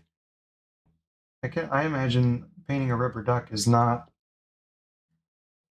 the easiest thing to paint. Easy things to paint are things with a lot of contrast, and rubber duck is yellow. The whole thing is yellow. I also don't have a rubber duck, so I have to go buy one. Is an apple hard in still life? I thought an apple was one of the easier ones. I thought the harder ones were like flowers and still. I'm terrified of flowers. I have trouble painting them. Yeah, I mean, if I were doing a still life and my prompt was, or not even still life, but just like you have to have a painting with a rubber duck in it, I would not just put a rubber duck on a table and shine a light on it and try to paint it. I would try to do something different. I don't know what I would do, but I'd try to get some contrast in there somehow. Like maybe I've got him, I dip him in paint or something, and so like half of him's blue. I don't know, I'd do something to the duck to make it easier on me.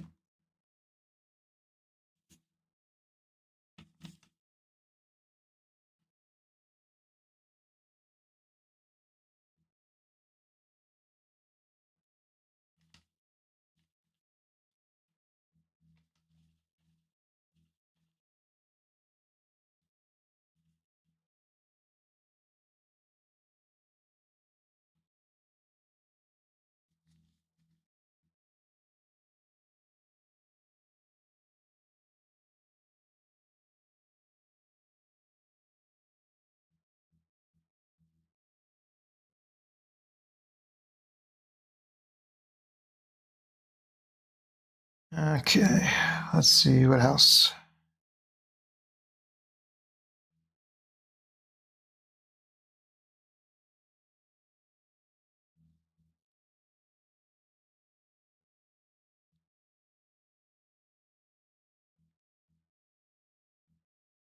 Oh yeah, squinting is that's a good trick. When I saw that in a book, and I was amazed. The other thing is just blurring your eyes. Like I don't know how to describe how to blur your eyes, but to me it's like if I move my eyes like back and forth, left and right, really fast, it kind of like my eyes jiggle a little bit and it blurs. Um, uh, it you know takes my vision out of focus.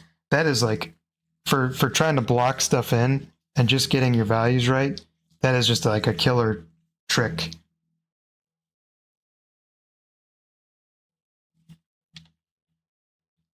I don't actually use it all that often because I don't have to paint from life that often. I mean, I have a chance to like really study what I'm looking at before I try to paint it.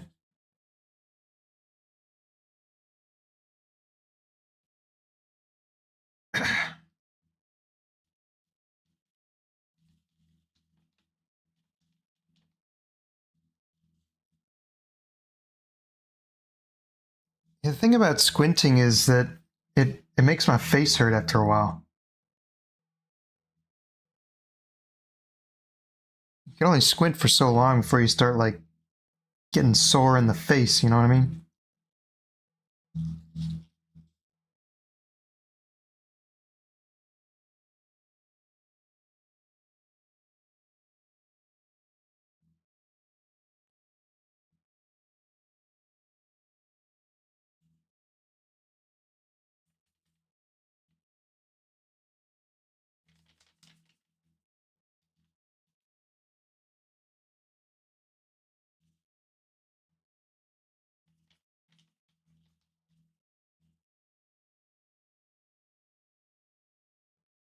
A part. You mean a park?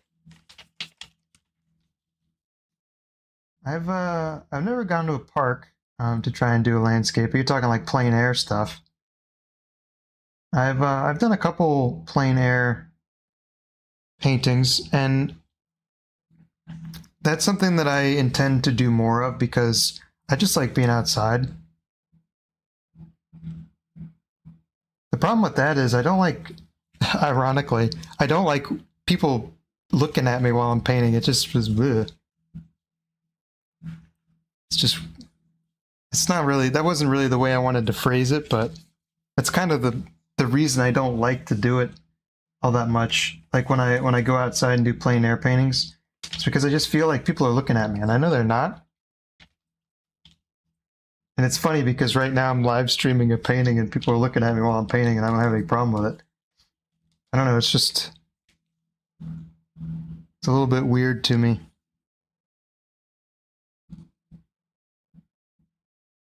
Gotta be subtle with this orange here.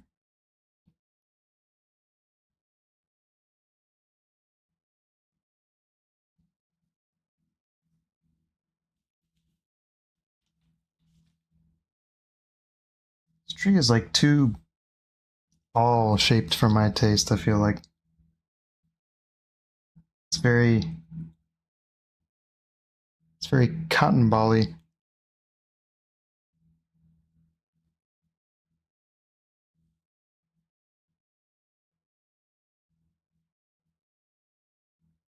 I just wrecked a bunch of nice brushwork. I'm gonna let that dry and then come back over it again. That's what I'm gonna do. Yeah, live streaming's different because I mean, actually, my first live stream, I was a little nervous to be honest. Like as soon as the stream, I didn't have any problems, and then as soon as I hit record, I don't think anybody watched. Maybe my friend watched, but I got like all of a sudden I got nervous, and I was getting like tongue tied and all this nonsense.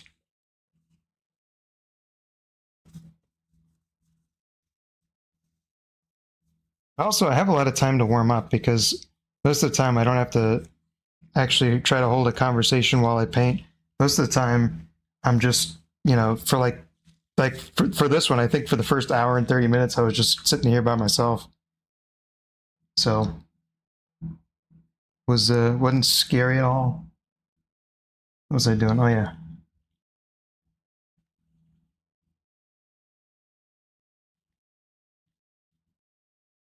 putting some branches back in here.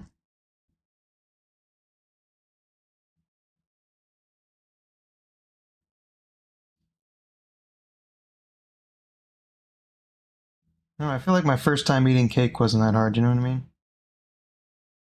I don't know. I don't remember.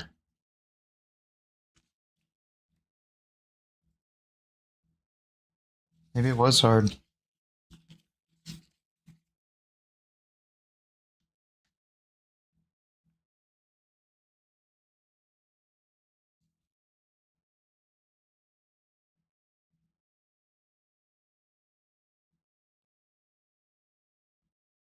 What would I do if I got popular? Oh, I don't know.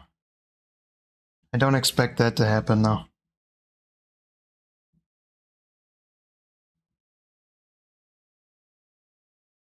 I think if I do get popular, I'm gonna have to change some tactics.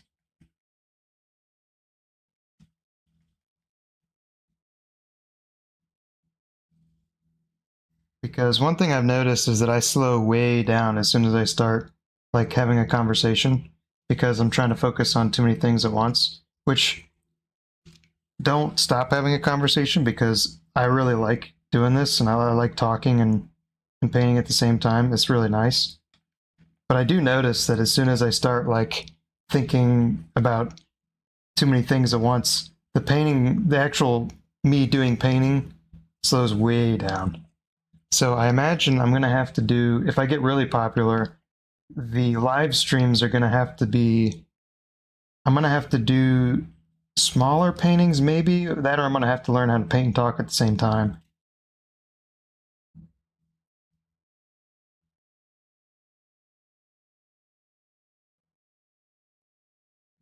Why is it not far off if I get popular? I don't know. Rephrase that question. I'm confused. You mean why is that sort of far fetched in my estimation?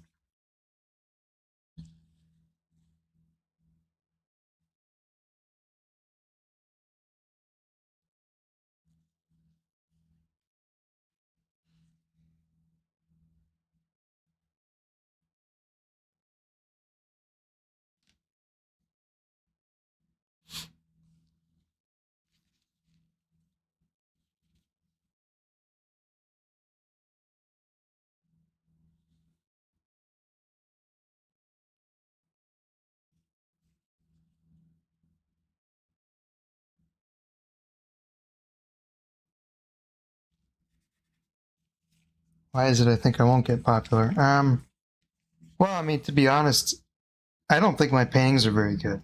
That's the first thing. But maybe, there's the whole artist curse thing. I don't know. It's such a weird. All the art slang is really pretentious, but you can't tell if your art's good, basically. But I mean, the other thing is that I'm going to be fighting the algorithm the whole time, because I think we talked about this last time, that I just hate clickbait. And clickbait is just the way of the world. I mean, that's just how the world goes. And I'm never going to make clickbait. If I ever do make clickbait, you people need to smack talk me and tell me what for. So I don't like being manipulative that way. Feels wrong.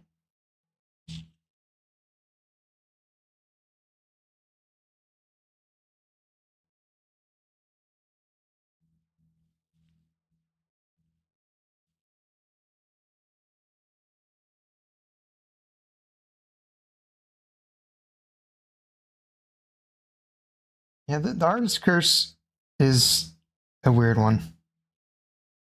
It's a weird one. It's completely irrational. It doesn't make any sense. Because sometimes, I was at lunch with my extended family not too long ago, and they were like, they were seeing some of my paintings for the first time, and they were jaw on the floor kind of thing, and you got to act it up a little bit for your family and you got to encourage them. But I mean, when I see my paintings, my jaw does not drop to the floor, because I just I follow a bunch of other artists that make it look so effortless, and it is not effortless for me.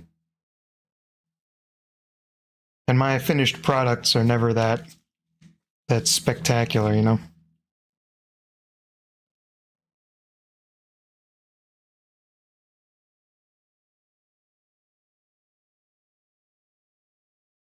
Well, maybe I got I can't remember who said it. Some famous person said, because basically the artist curse is very closely linked to imposter syndrome, I think. So I think maybe that the advice that I've heard about imposter syndrome would work the same for the artist curse. It's basically, if if you're feeling like you don't belong in a certain place, basically just have a stack of undeniable proof that says that you do belong there.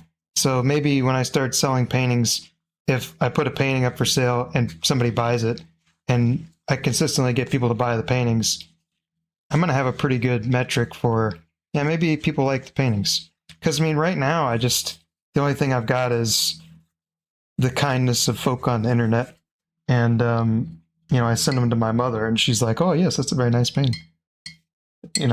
She's also my mother, so she wouldn't tell me if I was butt ugly.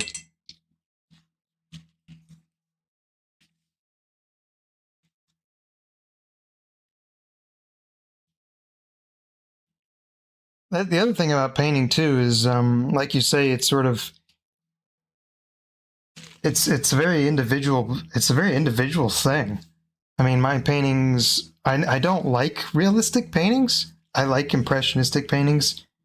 And so when I see somebody that has like a super hyper realistic painting, it doesn't do anything for me, despite the fact that I'm like shocked and amazed that they're able to do that.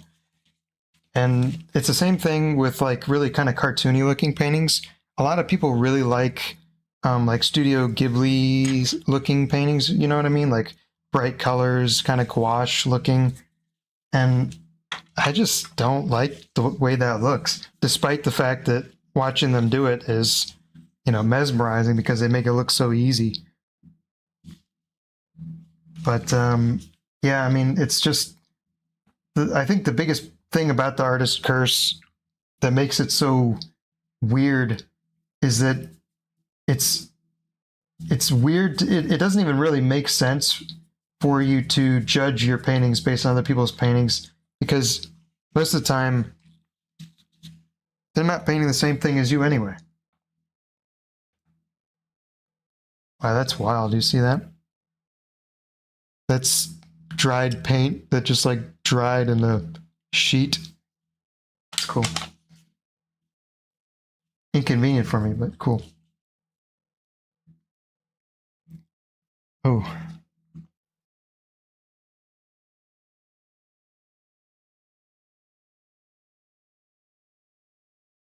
let's see. Oh, don't let that stop you from posting them. Because you got to post them to see, to show them to people. You know, I mean, you can't be the painter that's hiding in the basement. You know, the point of it's like that's like being a musician that only plays for himself. You can be the best musician in the world, but I mean, you're missing not the point of music, but you're missing a lot of the joy because you want to share it with people. I mean, the point of a painting is to have people admire it. You know, that's the point. So you got to put them out there, and who knows? Maybe people will love them. And when I said maybe I'll set up a Discord for this, and I don't know if you follow me on Instagram or Twitter, but send me some paintings. I'd love to see them.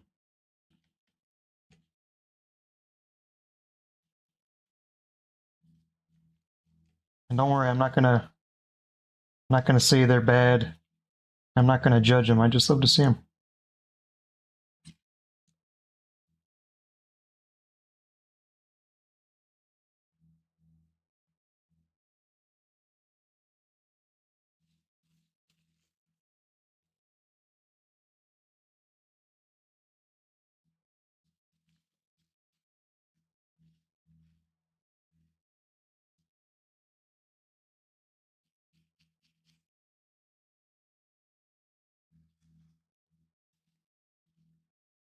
I'm not motivating you. Is that what you're saying?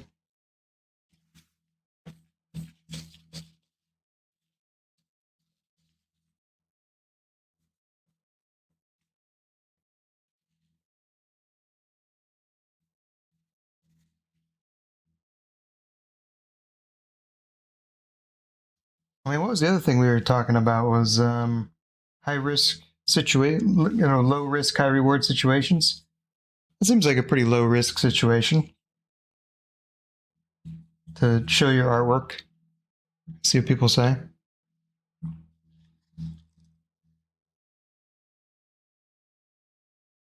Once exam season is over, see what I'll post and actually have. So, are you an art student? Is that why you're waiting for exams to finish, or? No, I thought you said you were.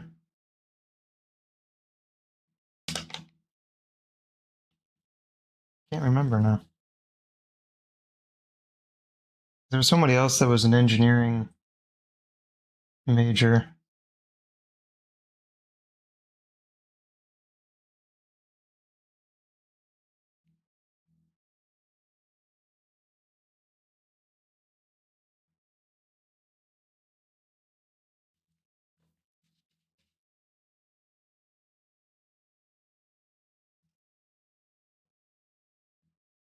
Need more white. Science student, okay. Oh yeah, I mean, you're definitely. What is it, May? So yeah, be in the thick of it right now. And remember the days.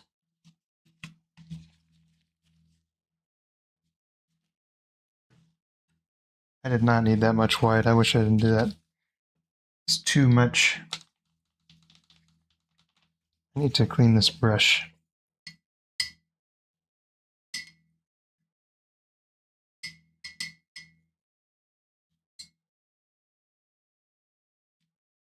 Must be tough, being a full-time student and trying to do paintings. I don't know if you paint regularly or not, but I can imagine that being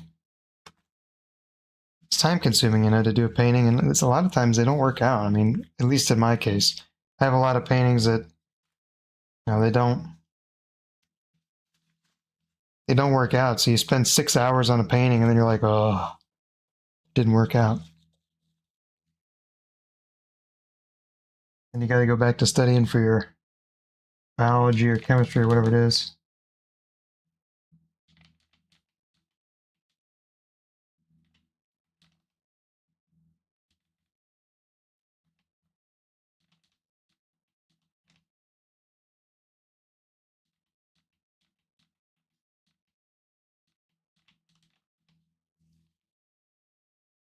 This brush is too big. Why do I keep using this?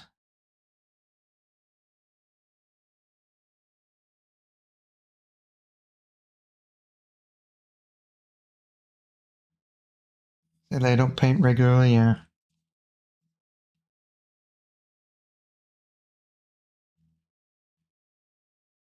I don't blame you. It's time consuming. It's definitely not a. It's not the kind of hobby that you can, do like twice. I mean, you can do it twice a year, but I think it's kind of a use it or lose it. And I haven't stopped painting once I started, because I have a tendency to stop doing things. I'll start up a hobby for like a month and then stop. And so I've been trying to stop myself from doing that.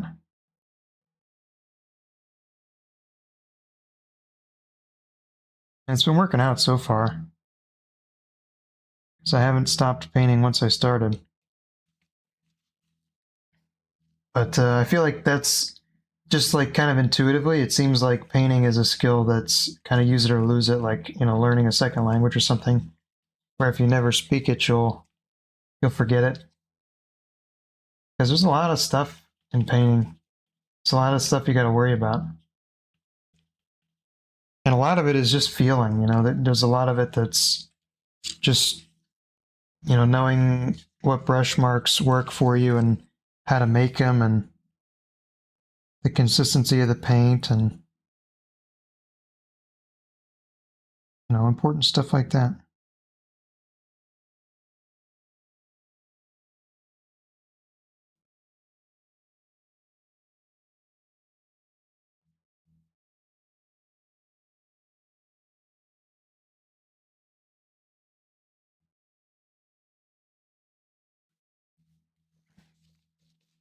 Yeah, I'm not infatuated with detail, which works for me.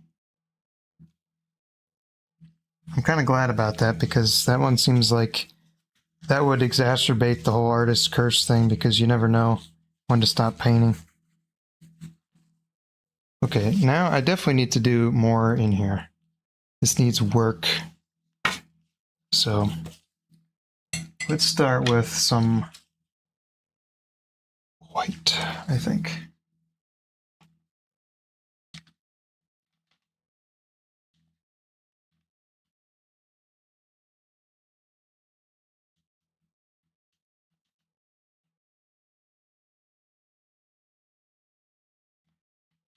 I mean, practice is required for most things if you want to get good at them, but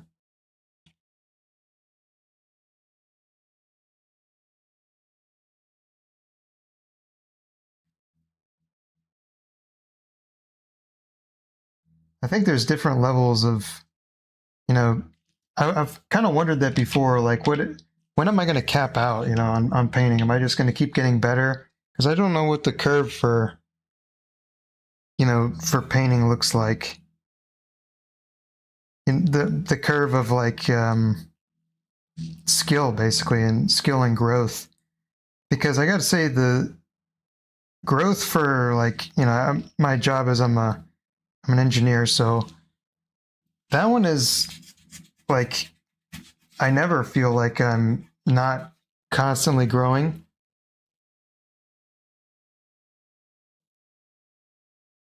So I'm kind of wondering if painting will be like that. But I mean, there's a couple of skills where I just, I think the best example for me would be like video games.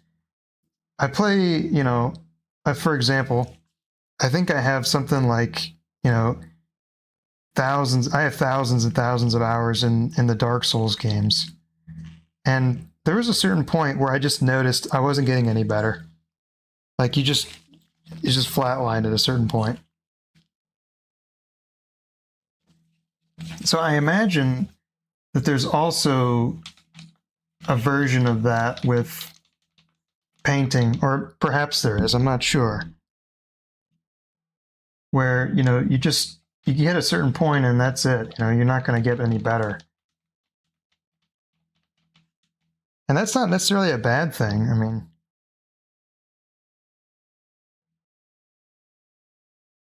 ooh, I don't think I like that.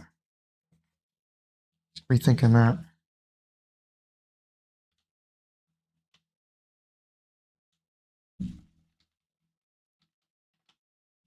Cap out with, I don't know. I don't know if that's how it works, because I don't, like, for my, you know, when I go to work every day, I don't just cap out, you know.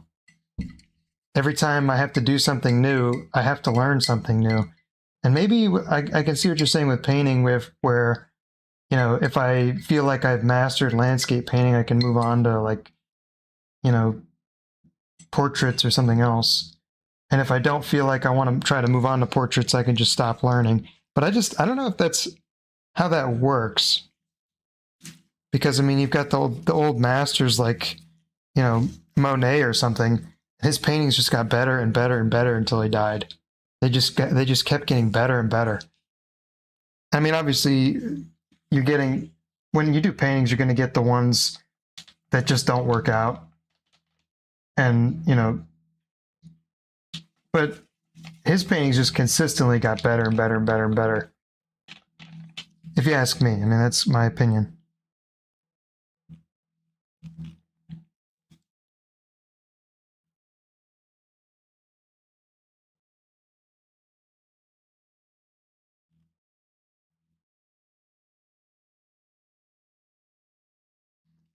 So I mean, if you keep painting, I don't see your skill set ever getting like duller.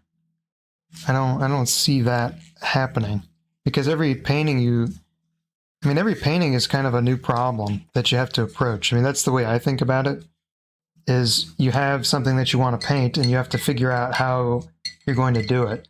And the more that you paint, the more tools that are going to end up in your toolbox.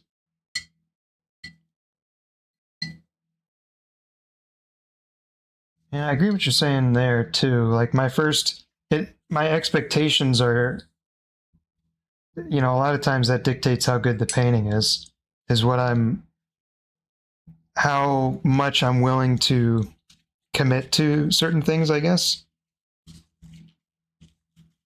Because I mean, if I sit down for like 100 hours to do a single painting, that painting is going to be pretty good. And it's going to be a lot better than one that I sit down with for like 20 minutes. I don't know. I guess the only way to find out what the painting curve looks like is to live through it, which I'm currently in the process of doing. I don't want to use this brush anymore. It's too small. I need the big one.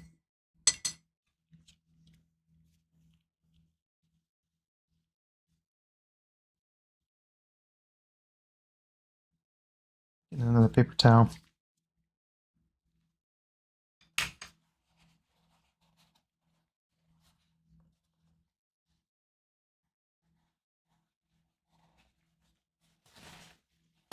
I mean, I could spend like another 200 hours on this painting and it would get better, probably. But at a certain point, I feel like, you know, I've done all that I can do. At least I get that feeling with a lot of paintings where it is what it is. And this painting is quickly approaching that, by the way.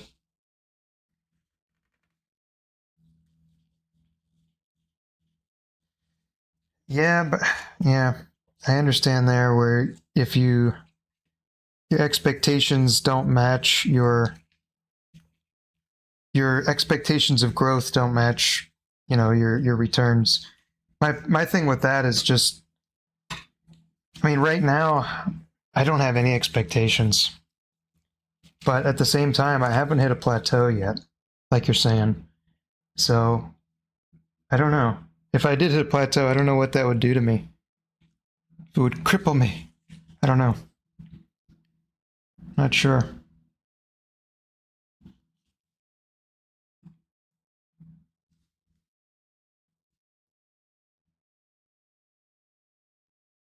I guess we'll find out.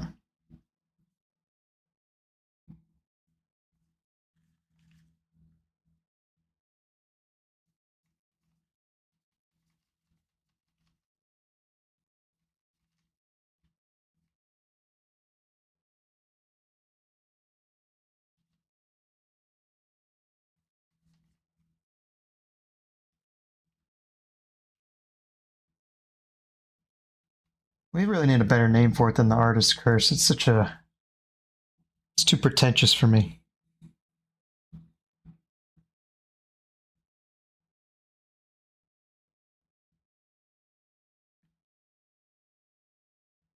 I mean, the thing about expectations for me is I don't usually have very high expectations for things. I don't know if that's healthy or not, but I'm just generally not, I'm not easily excited in general. Just like across the board, I'm not not an excitable person. So I don't know. A lot of times when I'm doing something, my expectations are pretty low.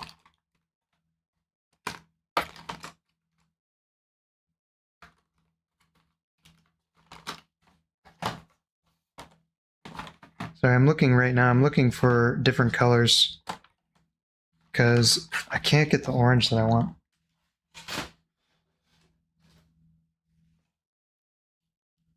My skill is pretty good. That's debatable. Depends who you ask, I think. This is cadmium red light, which is going to be more on the orange side.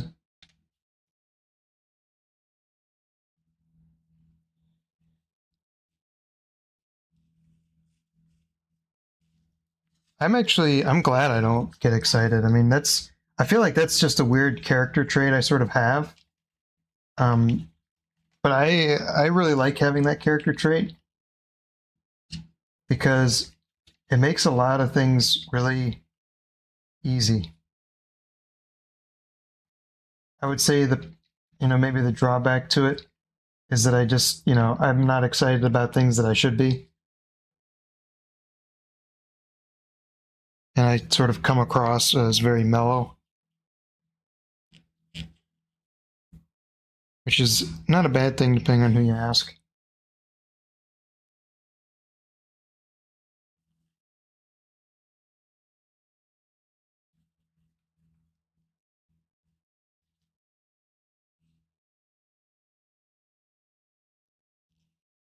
Yeah, I don't get my hopes up so I don't get let down. That sounds really edgy though, you know? That's not really how I feel every day. It's not like I'm constantly trying to manage my expectations because I'm worried about getting let down. It's just sort of natural for me to not really care too much. I guess the word would be easygoing. I'm just kind of easygoing. This is too much orange. I'm gonna have to cut this in with some pink.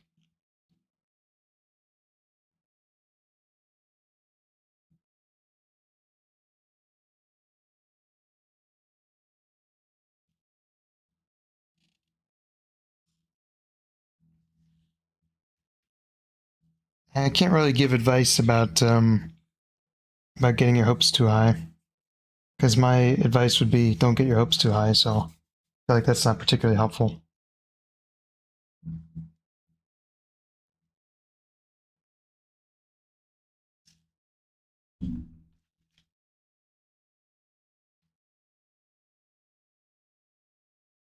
I don't know why. I feel like I have the not responsibility necessarily, but like I just feel like whenever there's somebody on this chat, I'm like giving them advice. It just feels like natural for me to do that, despite me having no not qualifications, but like I'm just a random guy on the internet.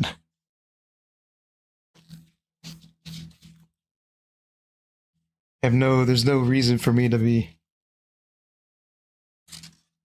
telling people what to do. And yet I do it anyway.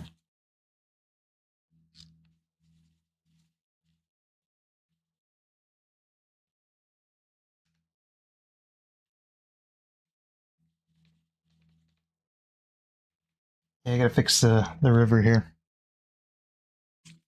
I'm trying to get the right colors. I want some more yellows and stuff in there. And that's coming at the cost of... And I just realized I put a bunch of orange that's golden open in there. Ooh, that's gonna bite me. That is gonna bite me.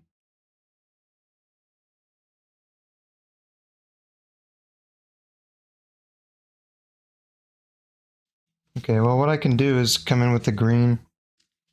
And I can get some of the green.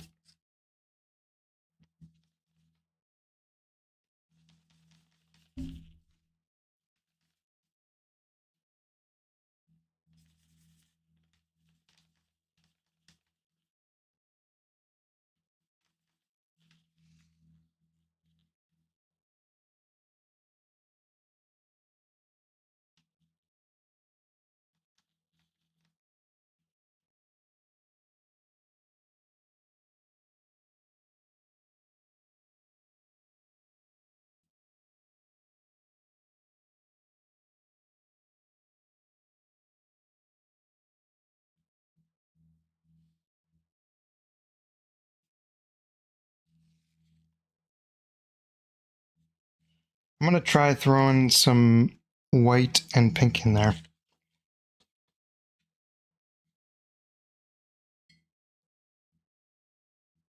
That's what we're gonna try to do.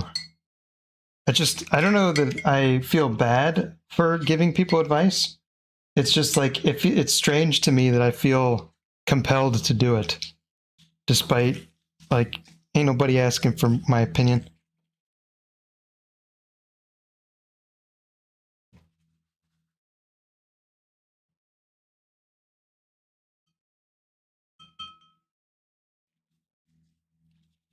Okay, white. Okay, I'm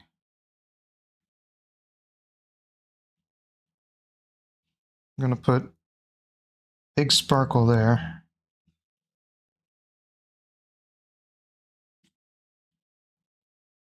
Smaller sparkle in there. I said smaller, and then I made it huge.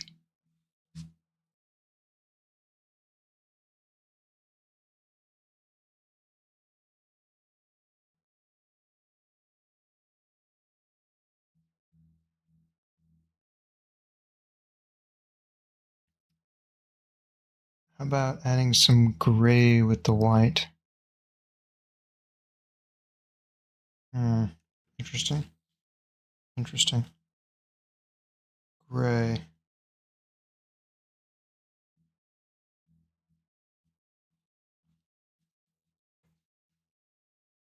Pale blue gray. That's an idea. I'm gonna try the pink first, and if that doesn't work, I'll try some gray, because I'm gonna have to paint over it anyway. Blue gray is an interesting idea. It could look pretty good in there. It's too warm right now. Actually, I think let me get two brushes going here. I want to add some more darks in there.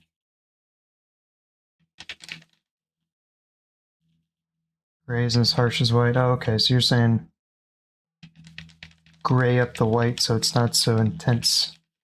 Yeah, I agree with that. It's definitely a little intense in there.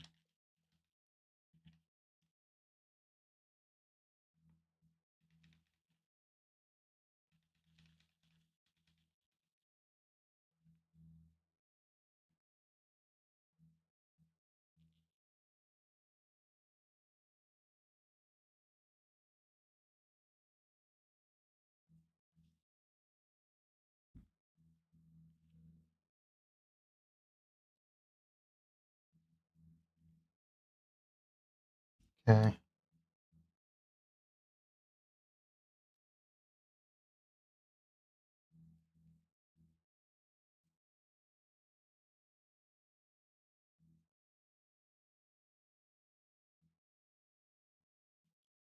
All right.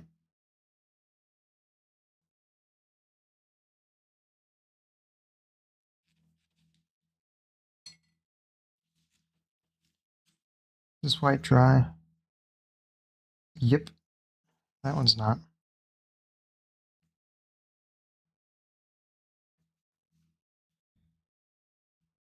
Okay, let's get some pink in there like I was saying before.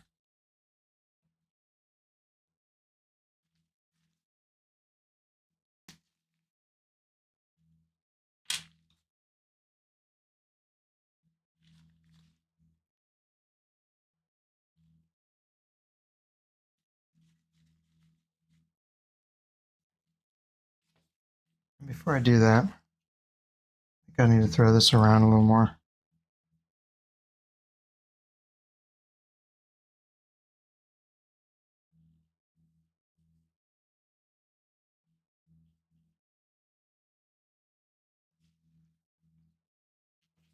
Okay, now back to the pink.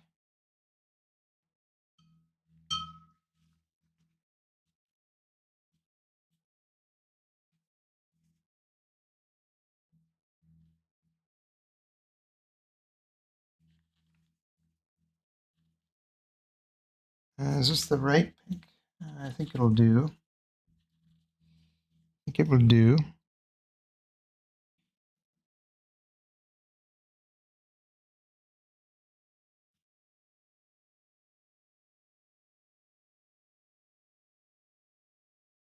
Type of paint palette. So this is freezer paper on top of a glass palette. I just don't like, for acrylic painting, I don't like to scrape it off after I'm done. And I find like those like no stick palettes don't really work. So I just paint on freezer paper, and that works pretty well. I just throw it away when I'm done with it. And usually I can flip it over. I can kind of scrape this paint off of it and flip it over and get another use out of it. So I recommend that if you're an acrylic person.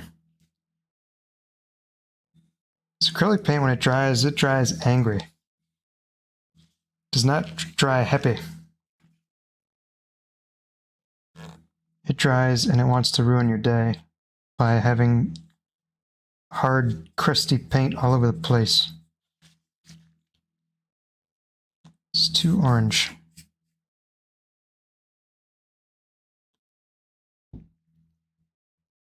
How are we thinking about that? Ever seen anyone use a freezer paper? Well, I've patented it. And I'll popularize the technique. We'll call it the honest painting technique number 3. Use freezer paper, and then you don't have to clean up your mess.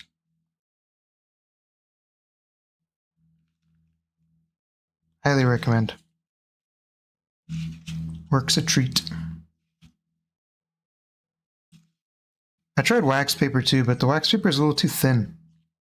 So I noticed, like, if I use a palette knife, for instance, like I can't, like, I'm not gonna cut up the paper. I can like scrape across it and it's not gonna mess up the paper.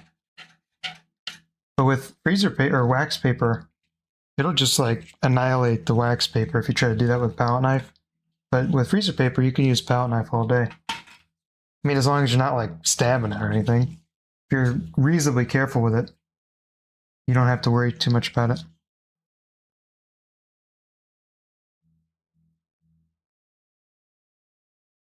I don't know. This river is perplexing me. But I like what I'm doing here.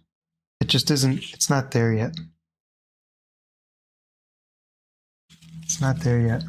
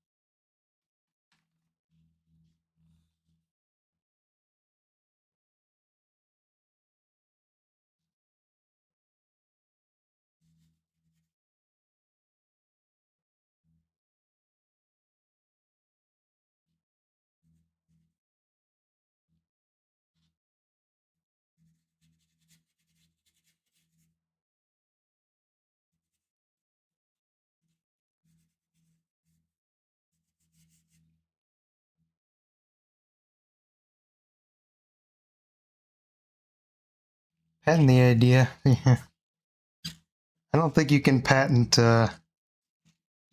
things like that. But if I could, I would.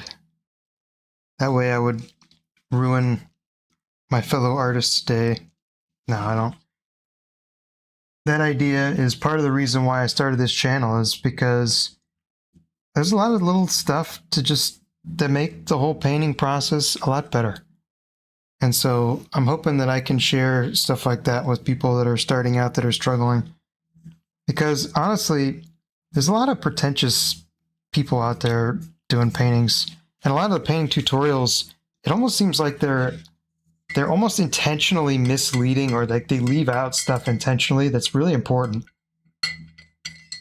Not all the time. I mean, it seems like there's a lot of people out there that are doing, that are doing a good job trying to do the best they can to teach people how to paint. But I don't know. There's some other people that seem to just be, doing the clickbait, like I was saying. They're not actually interested in helping people learn how to paint. And I definitely want to help people learn how to paint, because I think it's not as hard as it looks. I mean, it's not easy, and you're going to hit a lot of roadblocks, and you're going to have trouble, but it's not that scary. I mean, when I first saw paintings and stuff, I was like, I don't know how people do that. And now I do it. I do it all the time. It ain't that scary.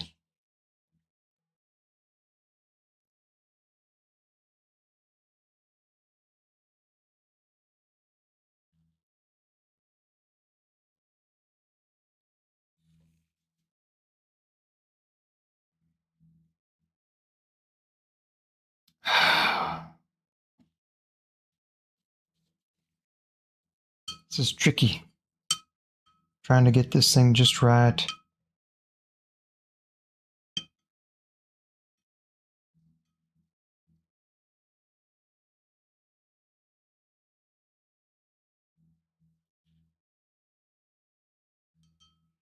Yeah, I hope I never do. That's another thing you guys need to call me out on if I ever start doing it.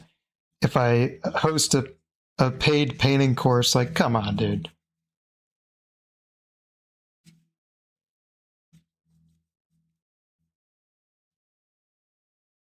I mean, I know that people are trying to make a living out there selling art, but selling art and selling painting courses, but I feel like unless you're making masterpieces, I don't think you should be making people pay for your advice.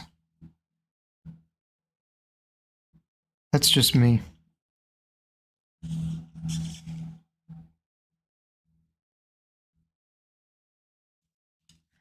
Let's see. I don't know. What do we think about this? Do I need to work more on this, or leave it and come back to it, or just is it good enough? I don't know. I'm torn. Torn.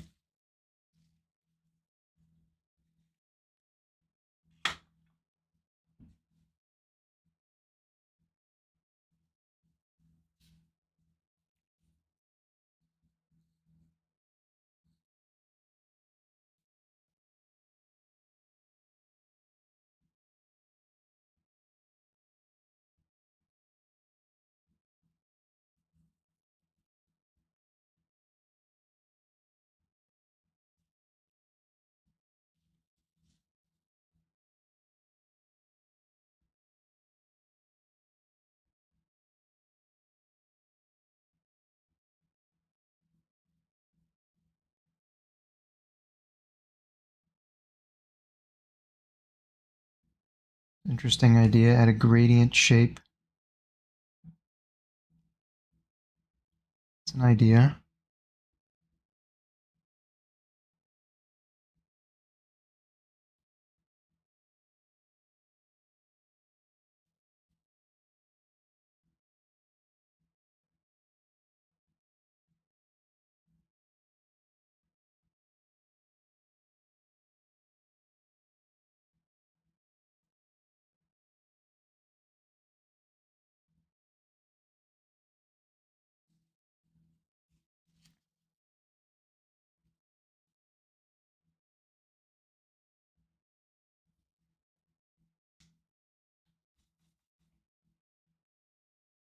I think I'll try that. I don't know what it'll look like, but we'll give it a go.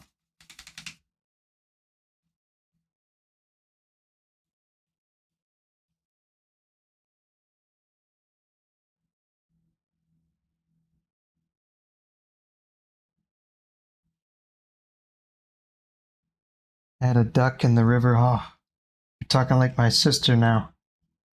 I did a painting for my mother that she hung up in her house, and I asked my sister before I gave it to her what I should do, if I should stop painting or if it was good. And she was like, "Yeah, you need to add some ducks into it." And I was like, "Ducks? Can't paint no ducks." So then she had me paint ducks to prove that I couldn't paint ducks. And whew, I painted some ugly ducks, let me tell you what. They were some ugly ducks. So that one I don't think I'm going to try. I could maybe do it. It's possible. But this painting, I don't know that I want to take that much risk with this one. And the reason is because the whole point of me doing this painting in the first place was to see if I can try and get it in a gallery. And this one, I don't know. This is not a great painting so far, I don't think. It's not one of my better ones, it seems to me. So, I don't know what... maybe I should just start painting ducks. I don't know.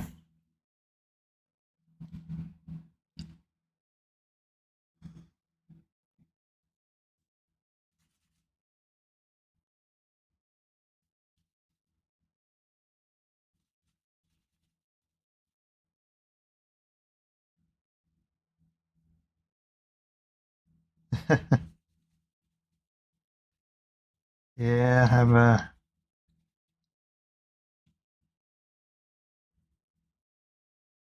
I'm not the duck painter that I could be. Maybe one day I'll paint a beautiful duck, but probably not today.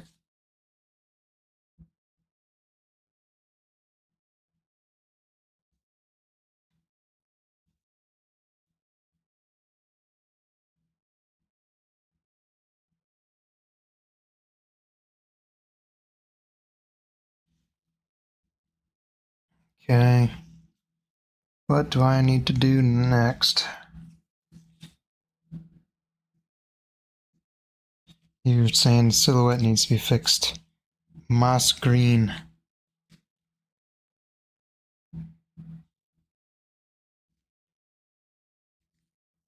Yeah, the other thing about animals is that I feel like people, everybody's painting animals. I feel there's a lot of people out there painting animals. I say that as a landscape painter, which has got to be like the second most common one. But I just am not that interested in painting animals. But I mean, in a landscape like this, adding some ducks to it, that's not really painting animals, you know what I mean? But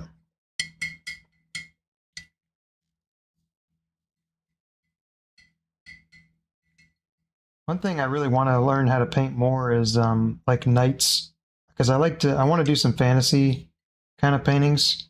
So I want to learn how to paint knights. I've done one. If you could probably find it on my Instagram. I did one of the Demon Souls fluted knight armor set from the cover, and that was a blast. I really liked doing that. So I want to do that some more. The problem with that is you just can't find references for knights. You just can't find them. They just aren't out there.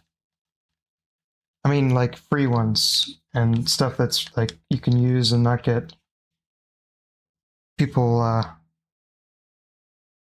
people trying to copyright you or anything.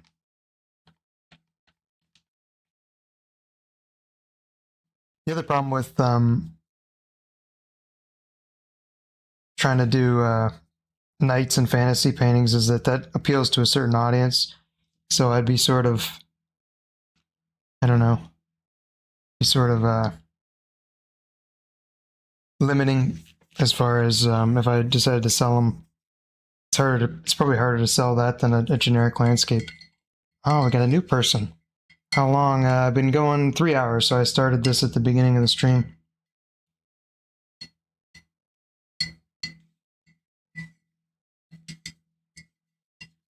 Look at the sky at night. That is an Infinite reference. Interesting. Interesting. I don't know how that's going to help me paint medieval knights, but maybe I'll try it. I'll do some stargazing. That's got to be on my bucket list. I'm not really a bucket list person, but the one thing on my bucket list is to go and go out in the woods somewhere where you're not going to get too much light pollution and actually see the stars. I'm doing that one day. That's happening. That's top of the bucket list. All right. Well, let's. I need to step back and assess things. So let's pop this thing off of the tape here. And thank you, Mr. Reaver Titan Boy, for saying it's nice. I appreciate that. You and Fileman are my only admirers. And my mother. Here's what we got so far.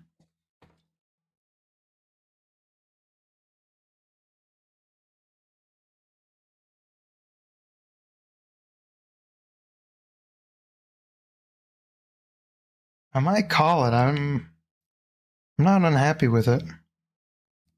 Unless there are some suggestions.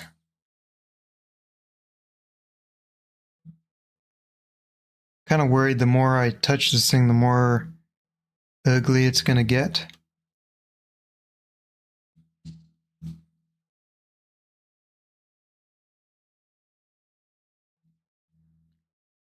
I should add a bird. You guys always trying to get me to add animals.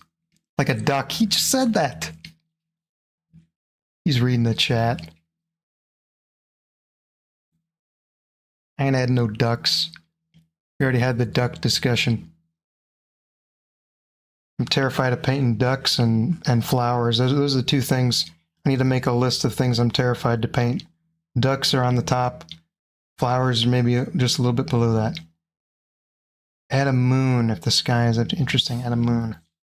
Where?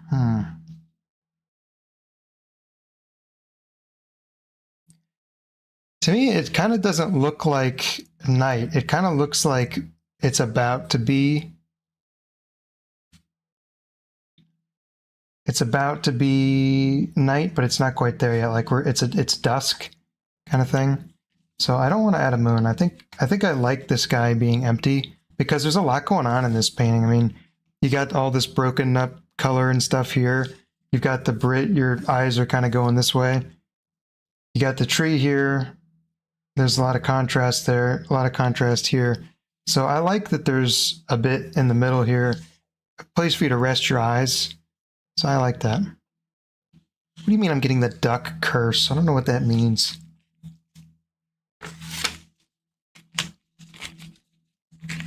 It's going to be, if I ever do requested things, it's going to be the most requested. People are going to be like, go paint a duck. Should add a moored boat on the river. Interesting. That's an idea.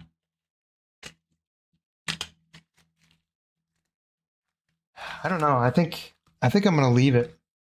Like I say, there's a lot going on already with the broken colors and stuff. I think I want to leave that that freshness. So I think I'm going to stop on this one.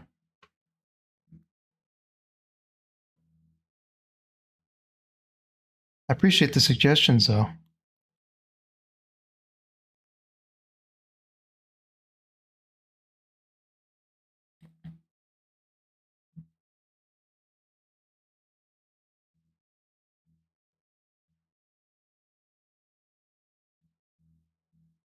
Yeah, I like the chapel too. That came out pretty good. I don't know what that's supposed to be, but don't look at that too hard.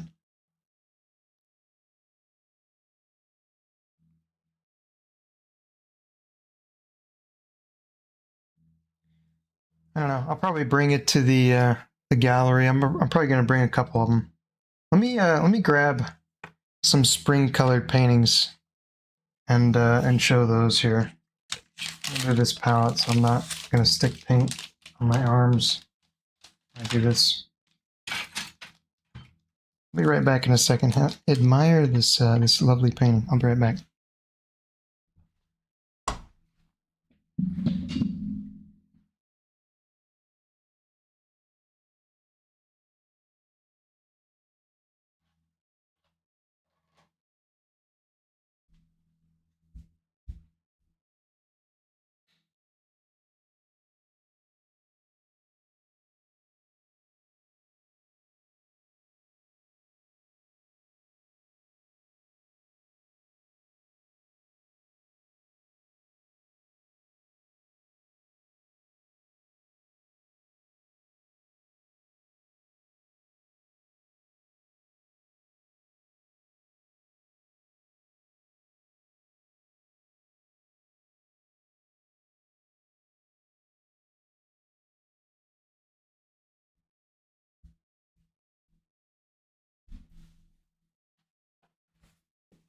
All right, I've returned.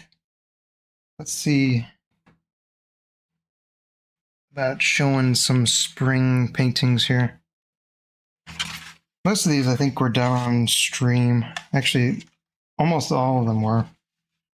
But here's the ones I'm thinking about bringing. So first I'm going to probably bring this one.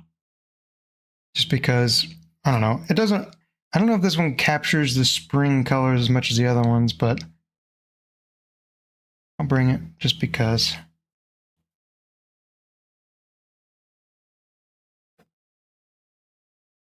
This is the one I think is the most spring colored.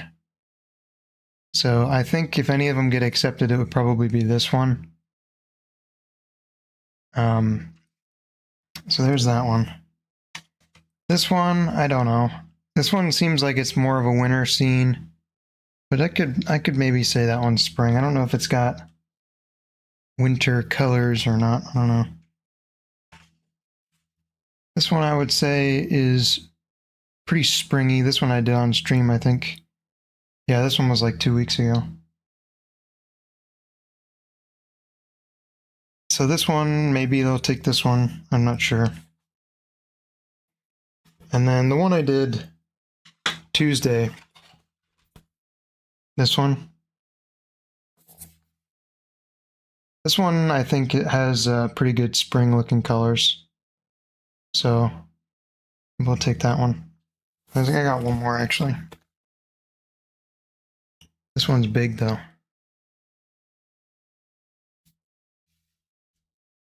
I don't know if you can see this one all the way. This is the other one. This is a big one. This one I did on the stream.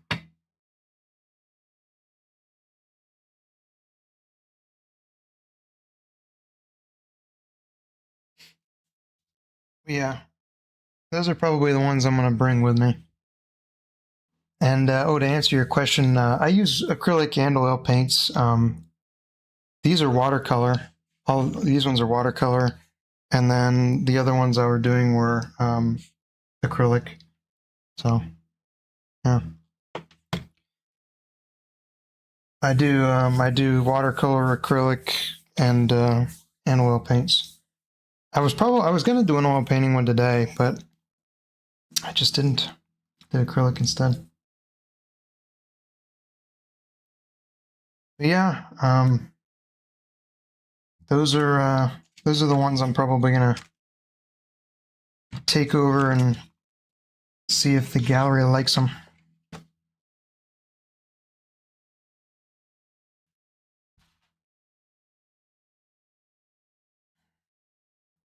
Give you one more look of the actual this guy here before I close it out.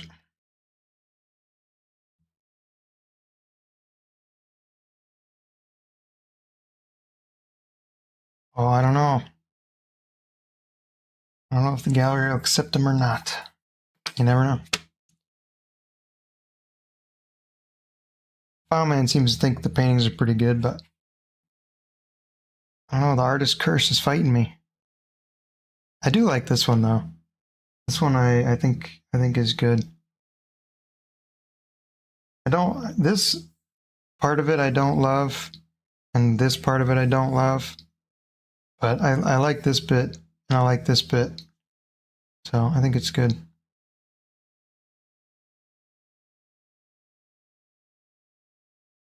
Don't miss out.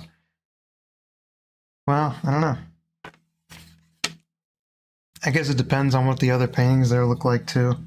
And I might try a couple of different galleries, I'm not sure. But anyway, I'll let you guys get back to doing important things, and I'll quit jabbering. But I appreciate you guys watching, and I appreciate your feedback and your appreciation. So with that, I'll close it out.